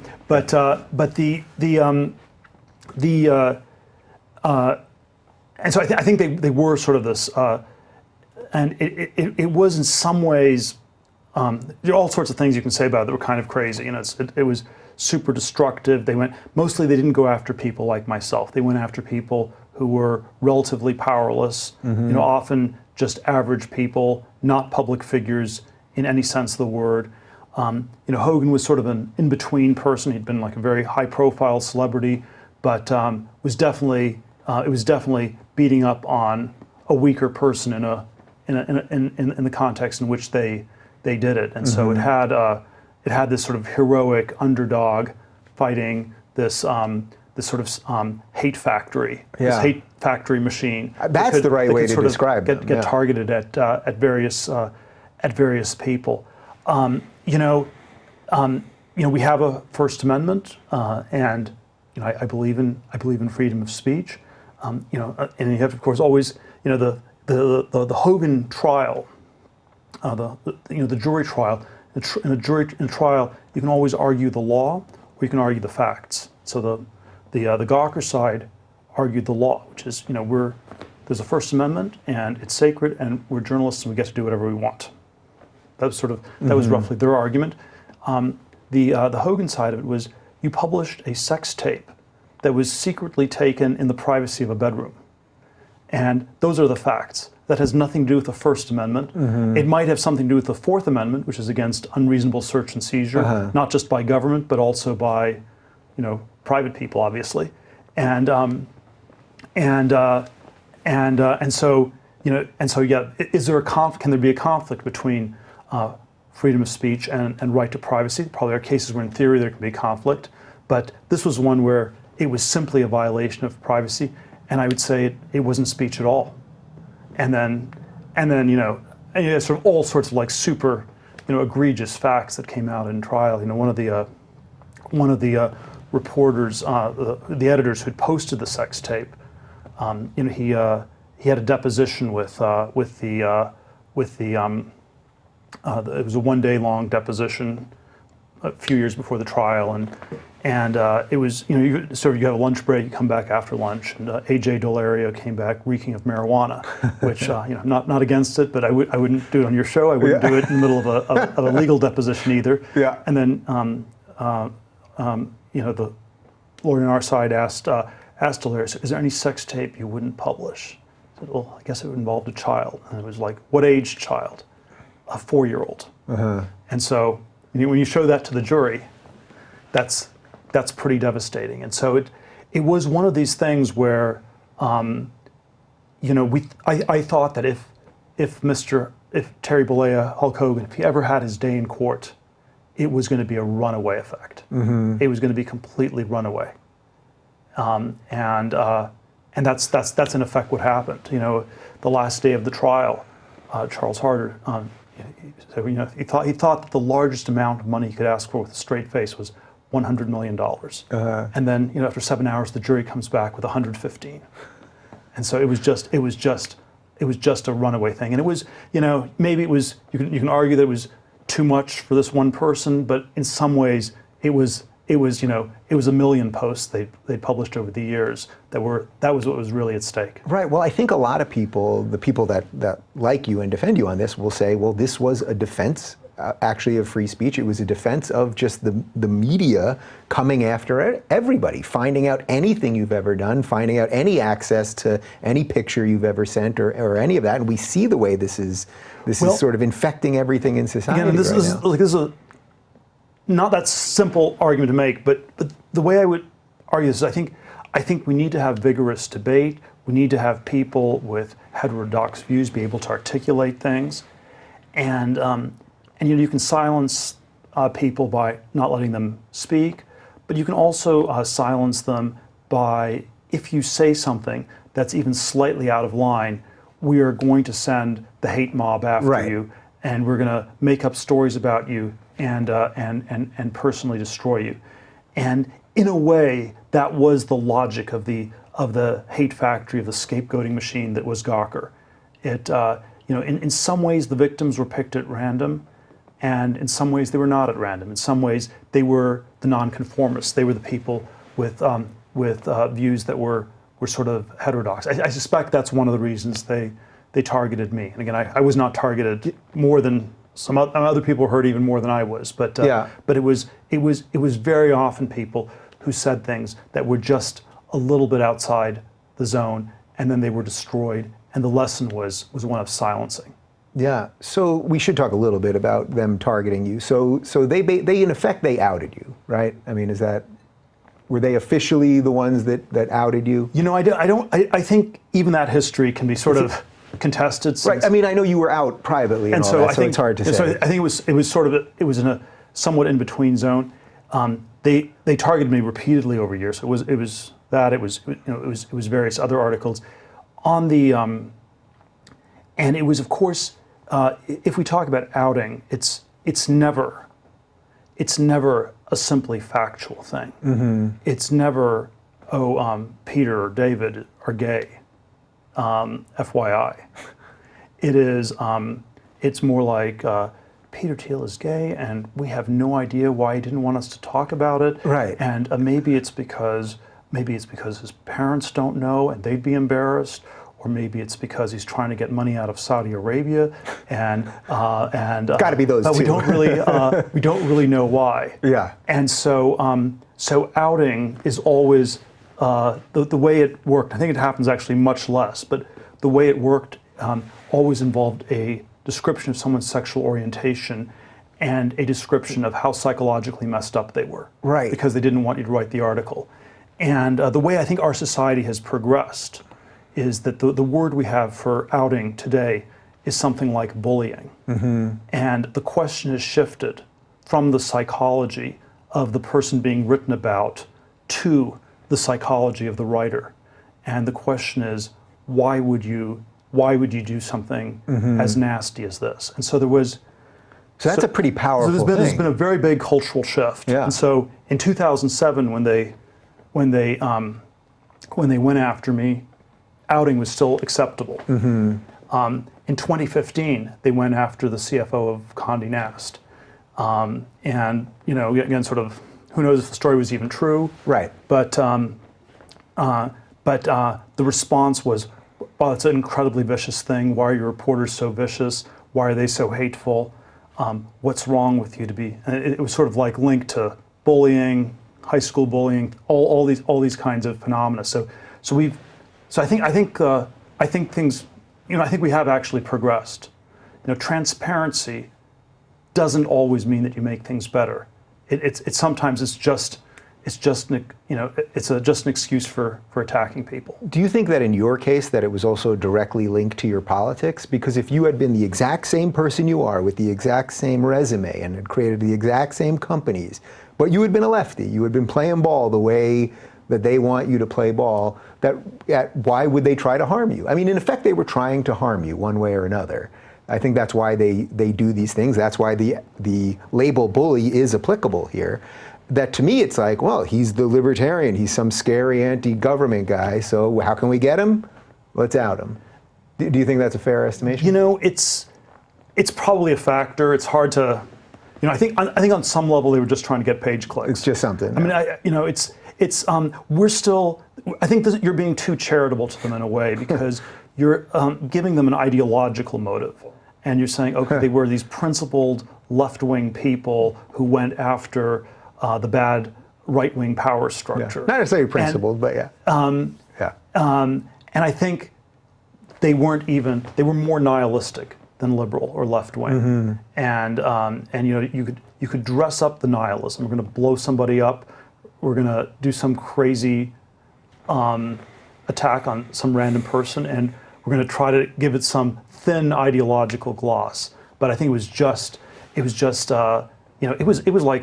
run as like this crazy sweatshop where the people were paid very little, and they were paid based on how many clicks they got, and so you had to come up with crazy sensational headlines and then stories that sometimes had a relationship with the truth and sometimes didn't. Yeah, and that has really permeated the internet altogether now. I mean, if I look every week, I'm on tour with Jordan Peterson. It's like every morning I wake up and it's like somebody writes something awful about him that I know is not the truth, and it's like they have every interest in doing it because he will defend himself, thus driving clicks. Although I will still say that I think Gawker was in some ways a singularly sociopathic bully, and it is true that there's a lot of stuff like what you characterize.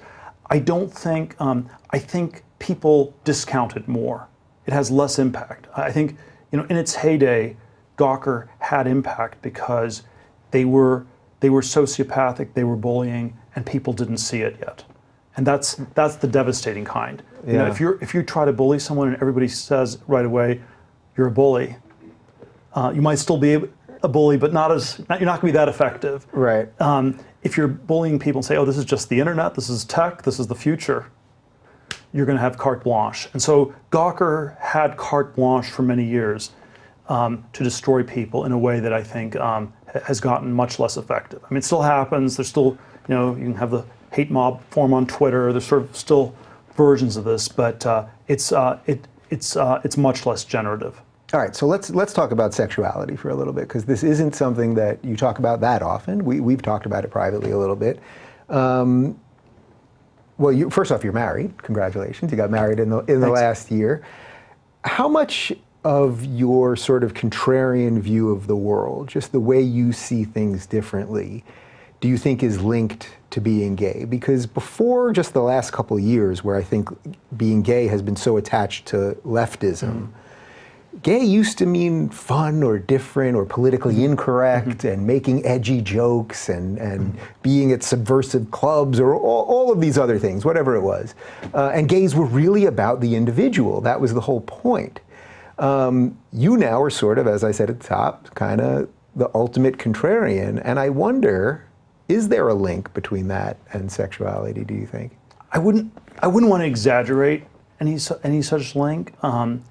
And I think, you know, I think of myself as like there was sort of, I'm always bad at autobiography, so I'll start with that as a qualifier. But I always think of myself as somehow I was both a total insider and a total outsider. So it's like, you know, straight A student, you know, on the elite university, elite law school, elite law firm track. You know, I was a bit of a nerd. I was, you know, I was born in Germany, sort of immigrant to the U.S. You know, the gay thing. So all these ways that I was sort of both an outsider and insider, and probably there's some way all this stuff, you know, summed up to make me less prone to just believing in the received wisdom. But I would certainly not want to say anything remotely like that gay people have a privileged access to the truth or anything like that. That seems kind of crazy. Okay, so a couple of years ago, you go to the Republican National Convention, and you talked about being gay, which had always been anathema over there. What was the exact line that you had said? Well, it was, I'm proud to be gay, I'm proud to be a Republican, but most of all, I'm proud to be an American. And so it was, and so I think it functioned in both a way that, you know, every American has an identity. It's not something we should ignore or totally diminish, and we should not make it all important. And it was sort of trying to steer a certain, you know, middle course on identity politics, where you know it's, and I think it's very easy to go too far in one direction or another. You can say that, you know, that all identity is fake. It doesn't matter. It's all made up, and I think that's wrong. I think there's an African American experience. There's a female experience. There's a gay experience, and they are different. And then of course there's, you know, an equally bad mistake of making it all important, where, you know, that's all there is. That's what defines you, and then it ends up becoming more of a straitjacket. So, you know, the gay metaphor that I've used is that, you know, you can be in the closet, you can be in the ghetto, and they're mutually exclusive, but I hope they're not exhaustive. That there's something in between. Right, because those two are pretty exhaustive. Or something that's actually. neither of those two. Yeah. So when you said that line, I don't want to be in the closet. I don't want to be in the ghetto. Yeah. So when you said that line and then got that ovation, first off, were you nervous to say that line? Because that's no small feat, just to have it in the speech and ready to go. You were nervous to speak. You know, it was just, you know, it was like speaking to 15,000 people or whatever. It's kind of a strange, you know, super adrenaline type experience. Yeah, but that particular line, I mean, when you got the applause on that, there must have been some part of you that was like, it worked, or something has changed, or something like that. Yes, although I don't think the Republicans are that anti-gay. I don't think they're that anti-gay. Yeah, I don't think so either. And I mean, I think maybe they were in the past, but it was clear that this was not the issue. This was not the hill they wanted to die on in 2016, and so somebody had to say it. Yeah. So it must be. It felt a little bit risky, but I don't even want to exaggerate that. Yeah. Like, I think it would have been a very crazy thing to say 20 years earlier. Yeah. All right. let's shift to some new ideas. How do you feel about that? Absolutely. Let's do some new ideas. So seasteading is one of the things that you've been interested in for years. This idea that we're going to basically create, in effect, states that are going to be on platforms in the sea that I think are sort of going to be libertarian utopias, or at least that would be the general idea. Seems like it had a lot of momentum behind it for a while, then kind of went away. I think there's some renewed interest in it now. What got you interested in this, and where is it at now? It was Milton Friedman. I sort of knew Milton Friedman a little bit, and his grandson, Patrick Friedman, I sort of got in touch with, and he was he sort of spearheaded this seasteading idea probably about a decade ago now. And it was sort of a creative, different, interesting idea. You know, I gave it a small amount of funding. It wasn't one of the things I did that much with, but it somehow hit an incredible nerve. And so, and I think it hit such a nerve because, this idea of starting a new country or doing something new, it reminds people that if we had to design a country from scratch, we designed the state of California from scratch, it would be so different. And there's sort of all these sort of super corrupt governance institutions we'd clean out, and we'd, and so it's, I'm not sure I'd call it utopian, but it's a thought experiment that energizes people and gets them to think about things. I spoke at this free market university in Guatemala years ago, and they told me that they had free speech on everything, but the one thing that you weren't allowed to speak about were things like seasteading or starting new countries. And the reason you weren't allowed to speak about them was that if you started, people wouldn't want to talk about anything else. Right. And it's because it's always such a powerful hook. Now, there are questions about whether it will be allowed, so you have to sort of get probably some local permission. There's a question how technologically feasible it is. There's sort of a pilot program that they're working with French Polynesia and starting. It's still somewhere in the intermediate stage, but yeah, you can perhaps if you can get political autonomy, the assumption is you would do things that are very different. You might do medical tourism. You might do there might be all sorts of offshore banking. You could do there'd be all kinds of things that one might be able to do differently, and the link to technology that I think you'd let a lot of these different microstates bloom, and you'd sort of see what would come out of it. But the specific scientific technological thing that I think could come out of some new political arrangements at some point is always this question whether we could get new medicines, new drugs. Could you have something where you use psilocybin or MDMA as a antidepressant drug, or can you get new medical treatments through where you sort of break the FDA monopoly on medicine worldwide. So basically you would see all of these different units sort of having different rules that they live by kind of as an experiment to see what would work. Is that? That's one level, but then the specific thing that I would, that's the general abstract level. But the specific thing that I would hope would come out of it would be more scientific and technological progress that's too heavily regulated by the heavy hand of our existing state, and that there are all these things we can't do. So there's all sorts of things of governance that might be better. You might have like a different penal system where you don't have millions of people who are incarcerated. There are all sorts of things one might do very differently. The specific one that I'm probably most attracted to is this question of whether we can do new biomedical things.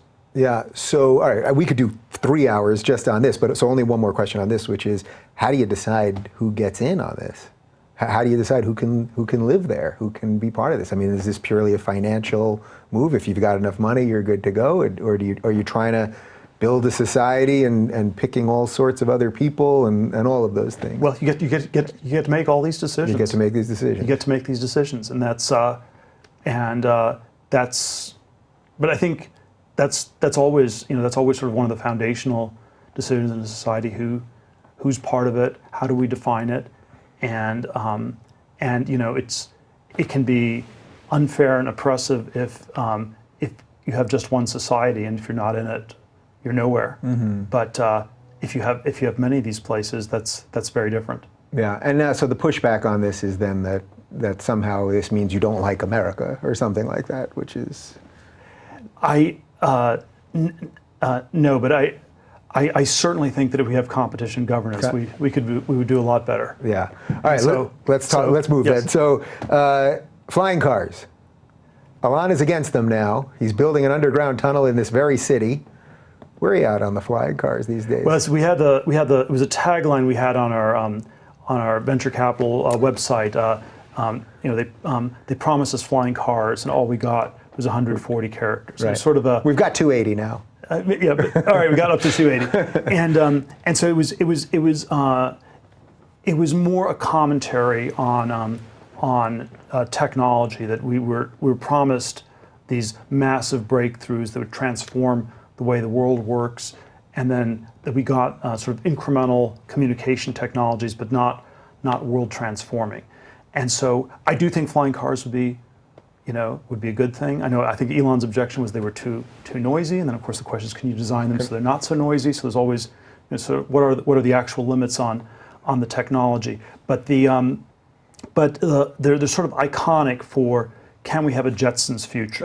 Can we have a future where things look really different? And the striking thing is that we live in a world that doesn't look that different from the 1980s. Again, we're looking at screens. We're distracted by our iPhones all the time, but the iPhones that distract us from our environment also distract us from the way in which our environment strangely hasn't changed. We're maybe riding on a 100-year-old subway in New York City, or the zoning laws mean that the cities like San Francisco look like they haven't changed in 50 years and are not that technologically advanced. San Francisco is getting so expensive you had to leave. I mean, that's something. Not the precise reason, but it basically it's sort of like, can we have more technological progress than we have?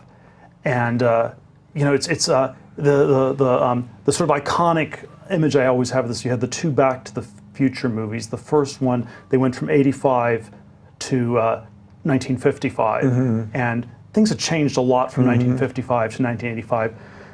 The second one, they went from 1985 to what they thought 2015 would be like, and you were going to have it was going to be like this crazy different world. And I think the reality is the world of 2015 looks much less different from the world of 1985 than 85 was from 55. I'm still waiting for that hoverboard. What happened to the hoverboard? All these kinds of things, yes. And so it's and so there is sort of this and I think that one of the ways our society works, one of the ways liberal democracy or representative government works, is that you have a scientific technological progress going on in the background. You have growth. The pie is growing. If the pie grows, we can find creative ways to shift the pieces so that everybody gets more. When the pie stops growing, when there's no progress, then you end up with this polarized world with these zero-sum politics. For every winner, there's a loser. Anyone who succeeds is suspected of being part of some kind of a racket or something. And so I think there is actually a pretty there's a pretty deep link between this the question of scientific and technological progress and the health of our sort of representative democracy. Yeah, so all right, that's a good segue to AI, because we've talked about this a little bit, and you told me something once that I'm actually not sure if you've said publicly, but I think it's pretty on point. That basically, if you're an authoritarian, you should be for AI, and libertarians are sort of against AI. Am I getting that roughly correct? Yeah, I think you did it a little better. The soundbite was on Bitcoin. So it was, if crypto is libertarian, then AI is communist. So everyone thinks of crypto as libertarian because you have all these ideas about decentralizing money and things like this. Nobody says AI is communist, and that's because we're more conscious of people with different views like libertarian, and we're less conscious of people with collectivist views because that's that's more the zeitgeist. Right. But yes, I think AI, and the crypto versus AI dichotomy goes to this sort of question about what's the future of the computer age going to look like. And And is it going to be more centralized or more decentralized? And if you think about the history, we've had these very different pictures. So, in the late 60s, the early Star Trek episodes, you had there was one planet they got to where there was one big computer that ran the whole planet. Had been running it for 8,000 years. And people didn't have any thoughts. They were all sort of docile, kind of happy. Nothing ever happened. And that was what people thought the future would be in the late 60s. It was going to be centralized, big computers. The late 90s, it was going to be crypto, it was going to be decentralized, the internet was going to split up all these sort of structures. That was like 1998, let's say. So let's say 68 was centralized, 98 was decentralized. 2018, in some ways, the pendulum has swung back to centralized. It's big governments, big databases that can monitor and survey people and know more about you than you know about yourself, or things like that, sort of creepy big brother type thing. But I think since the pendulum has swung back and forth so much over the last 50 years, there's no reason that that's the future. And it's actually a choice. Do we want it to be centralized?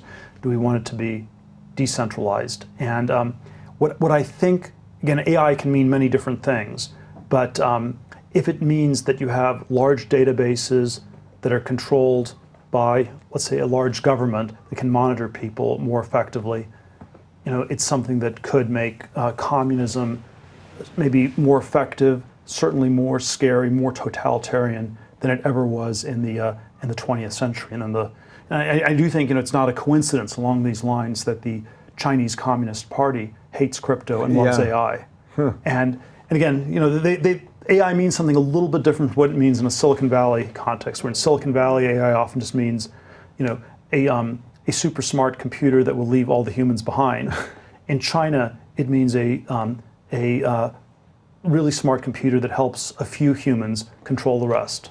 Yeah, so it almost seems like we're going to splinter off into two versions of this, where we'll have these two tracks that'll be side by side. Half the people are really going to be into this sort of centralized idea of things and the ease that AI will allow you to get products or whatever else it is. And then you'll have this other group of people who are into all the cryptocurrencies and all that, who are just sort of, I don't know, I suppose operating outside of the system or something like that. I think it's possible these things can be overlapping, but it's also possible it can go much more one way or the other, that it can be ultimately that the future can be more decentralized or more centralized. It can be more capitalist, more communist, more libertarian, more totalitarian. So I think it can go in a lot of different ways, and this is why these debates are important, because it's up to us to decide which technologies do we push, and which ones are we maybe going to be a little bit more careful. And I don't think you should outlaw AI or regulate it, but I think that there certainly are other technologies that I would like to do better. So I know you're not in the, well, what are some of those technologies? Well, again, something like crypto. Yeah, so crypto being the main one. The contrasting example here. Yeah, so I know that a huge percentage of my audience, just because they know of all the craziness I've been through with demonetization, and I'm always complaining about the algorithm and our videos not going to feeds and all of these things, and that we just don't know what's going on, and you know my feelings on this about, I don't want the government telling these companies what to do, but I would like a little more transparency out of the government. I'd like to know what's kind of going on with the algorithms and things like that. Is there any way we could know more about these algorithms and things that are giving us all this information? Or is that just, there's reasons why we can't know all of that? I'm not even sure if I framed that question correctly. Look, I've always had to be careful here since I'm on the Facebook board, and I certainly think that in my judgment, Facebook has been given a bit more of a bum rap than it deserves on many of these scores. But I would say that I think there is this question is going to continue. Is Silicon Valley discriminating against certain voices?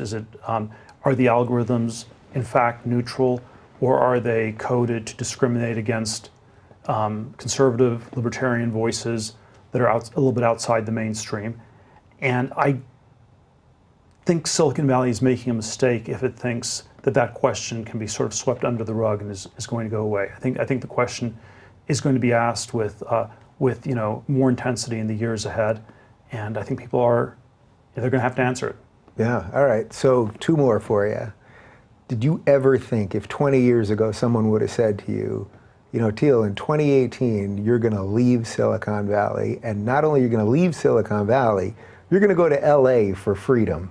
You know what I mean? You're going to go to LA to escape, to find some free thinkers. Now, there's something interesting happening in LA right now, and it goes to something that you referenced earlier. Politics and media are sort of becoming one thing, and there is suddenly this new home here of kind of free thinkers that are interested in politics and all that. But the fact that you ended up here, of all places, where this is thought of as Hollywood and the liberal lefty elite and all that stuff, does that seem crazy to you, that of all places you're going to end up here? Now, I know the weather is good. I don't think I would have predicted it 20 years ago, certainly. Yeah. I think I think there's sort of a lot of different reasons one chooses to live in a place. I probably like bigger cities, because I think there's sort of a lot of things you can do in big cities you can't do in smaller places. One of the things that, however, is a very different feel between Los Angeles and Silicon Valley is that Los Angeles is the big city that is weirdly decentralized. And it doesn't have a center. People always complain about how bad the traffic is, but one of the virtues of it is it's somehow it isn't like this this intense manic bubble like Manhattan or like San Francisco and Silicon Valley have become. And so the super intense network effects you have in Manhattan, in Silicon Valley, can be very positive, because it's like you sort of communicate things, you get ideas. But then at some point you get a tipping point gets crossed where it becomes more negative. It becomes groupthink, lemming-like behavior, the madness of crowds. And my judgment is somehow Silicon Valley has jumped the shark just a little bit over the last few years. That the very things that were positive got pushed so far till they actually became poisonous. Yeah. Do you think you get more support privately from some of your colleagues than maybe publicly on something like that? Like, were other CEOs calling you and going, I get it too, I'm having trouble hiring qualified people because of all of... Oh, absolutely. I mean, look, there's an economic, there are a whole bunch of reasons. I mean, there's the reductionist economic reason that things have gotten less desirable in Silicon Valley has gotten too expensive. If it's $2,000 for a one-bedroom apartment, maybe that's like a boom town, and that's showing things are going well. If it's $4,000, that's like just a crazy tax that maybe you should think twice about paying. Yeah. And so yes, I think that even on the nuts and bolts, if you're starting a new company, 5-6 years ago, it was clear in tech that Silicon Valley was the right place to do it because of all the network effects, and you had more capital and more talent, and that sort of helped. Today, I think it's much more ambiguous. It doesn't mean it's all going to move to LA or all going to move some other place. I think it's going to be much more decentralized. And it is actually one of the very strange ironies or paradoxes of the internet age, that the internet was supposed to eliminate the tyranny of place. Yeah. And that it almost all of it happened in this narrow Silicon Valley area. I remember there's a talk I gave at Stanford University. It was sort of a panel discussion back in 2005, and one of the questions was, where will we find the next Google? So it was a student audience, the student union at Stanford, and it was sort of and so they were interested in working for the next Google company. So it was a search problem. Searching for the next Google. Can't type it into the Google search engine, but it's really valuable to figure it out. Yeah. And I sort of thought the sort of clever, slightly cryptic answer I gave was, I think there's a 50% chance the next Google is within a 5-mile radius of this room. So it's so I'm narrowing the search problem. 5-mile radius was about maybe roughly 1/1,000,000th of the surface area of the Earth. So I was reducing it by a factor of 1,000,000, the search problem. Still pretty hard, a lot of garages and things you have to look at within a 5-mile radius. And I think that was actually right. It was that concentrated. So, wow. The next Google was Facebook, and it was 1.8 miles from that room. And so, I didn't realize it at the time, but it was correct. If I had to give the same speech today, it would be way less than 50% within 50 miles. Wow. And so I think it is going to be much more decentralized. So yeah, the consensus is total centralization, And just as with AI and crypto, I'd be more on the crypto than the AI side. In general, I'd be much more on the decentralization than centralization side. So I know you haven't been here for that long, but do you think that there's been any costs that you maybe didn't expect, like that there's something going on there still? There's still some spark of something that maybe you won't have access to enough or be around as much or something like that? Do you think there's any risk there? I think I'll have access to the same set of things, but I think it's just getting a little bit. The outsider perspective is healthy. Yeah. And when we initially set up my office, we were in San Francisco, which was a little bit outside of Silicon Valley for many years. So I always think you want to be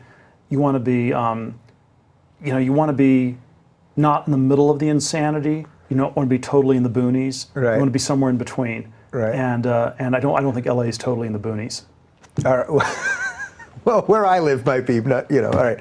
Okay, so one more for you. So I've been on this tour with Jordan Peterson for the last couple months. And, it's so interesting because I go online all day and there's people yelling at each other and seemingly hating each other. And then I spend my nights with thousands of people who are coming together over ideas, who may disagree on this or that, but really want to find some answers. So as one of the few people now that I think is trying to find answers, that is actually making sense, that really wants to look at different ways to solve the problems of the day, for the young people that are watching this, take anyone under 30 that's watching this and wants to feel hopeful, because that's the other part that I think is changing. There's a huge amount of people that don't feel hopeful for the future. They feel our political establishment is just at odds. They feel this constant hate online.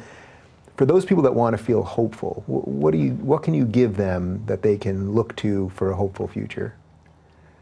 Well, it's always hard. It's always really hard to give. It's always really hard to give generic advice, and I'm not going for generic advice. I always here, feel Thiel. there's so many things you can say that just sound like like BS in a way, and that's why this is actually a simple but difficult question in a way, a very hard question in a way. I think the autobiographical part that I tell about my history was that I was super tracked. It's like 8th grade, junior high school yearbook. One of my friends says, I know you're going to get into Stanford in 4 years. 4 years later, I get into Stanford. I get into Stanford Law School. I end up at a top-tier law firm in Manhattan, and it was one of these places. On the outside, everybody wanted to get in. On the inside, everybody wanted to get out. And the sort of a quarter life crisis. I never had a midlife crisis, but I had maybe a quarter life crisis in my mid-20s. And the quarter life crisis was, why did I end up in this? What did I do? And I think it was that I just followed the track, and I wasn't thinking about why I was doing things, what I was doing, and I think that's the generic advice, is that the tracks are not working. Maybe they worked. I think they worked better in the past. They had problems, but they worked better. They stopped working for Gen X. They're working even less well for Millennials or Gen Z or whatever is next. And and so it's more important than ever to think for yourself, to find something you're good at, you're interested in, you're motivated at, and do it.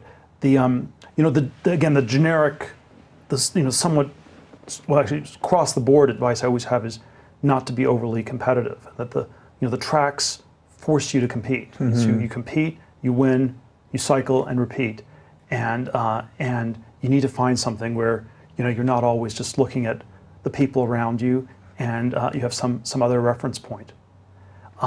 This is sort of more of a religious cut on this, but I'm always struck by how the Ten Commandments, they're sort of they're kind of the first and last in some sense are maybe the important ones, the end ones. The first one is you should only look to God. There's only one God, and you should worship Him. And then the last one is you shouldn't covet anything that belongs to your neighbor, and so that you shouldn't look at the people around you too much.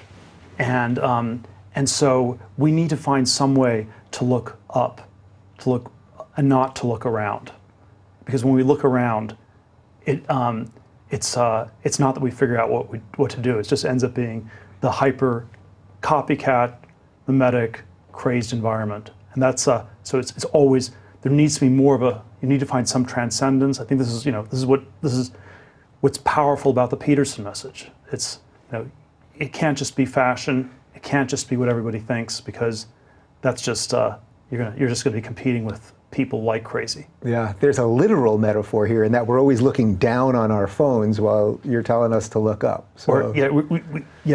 We don't. But we're looking too much at the people around us, and it can be efficient. It can be a shortcut, and then at some point it can just be a trap, because if it's like there's a business school example I often give, where you can think of Harvard Business School or any of these business schools as hothouse environments in which you have a bunch of people. They have no transcendent reference point. They have no idea what they want to do. They're all sort of extroverted. They all spend 2 years talking to each other about what to do. They don't have any ideas, and there's almost a dynamic where you end up with the most faddish and the most wrong idea being the consensus choice for so many of these people, and that's always a dynamic to try to avoid. Yeah. I don't know how to end an interview better than that. I'm so glad that we finally got to do this. I was thinking before I sat down with you, where do I point people to with Peter Thiel? And I could point them to your companies and everywhere else. But then I thought, you know what? The guy's only tweeted once. And that's probably the best place I could point people to, because these days everyone's fighting on Twitter, and you only tweeted one time. So I'll look at the camera, follow Peter on the Twitter @PeterThiel, unless you want me to point them somewhere else. That's okay. That's okay. It's been a pleasure, my friend. Thank you very much. All right, thanks a lot.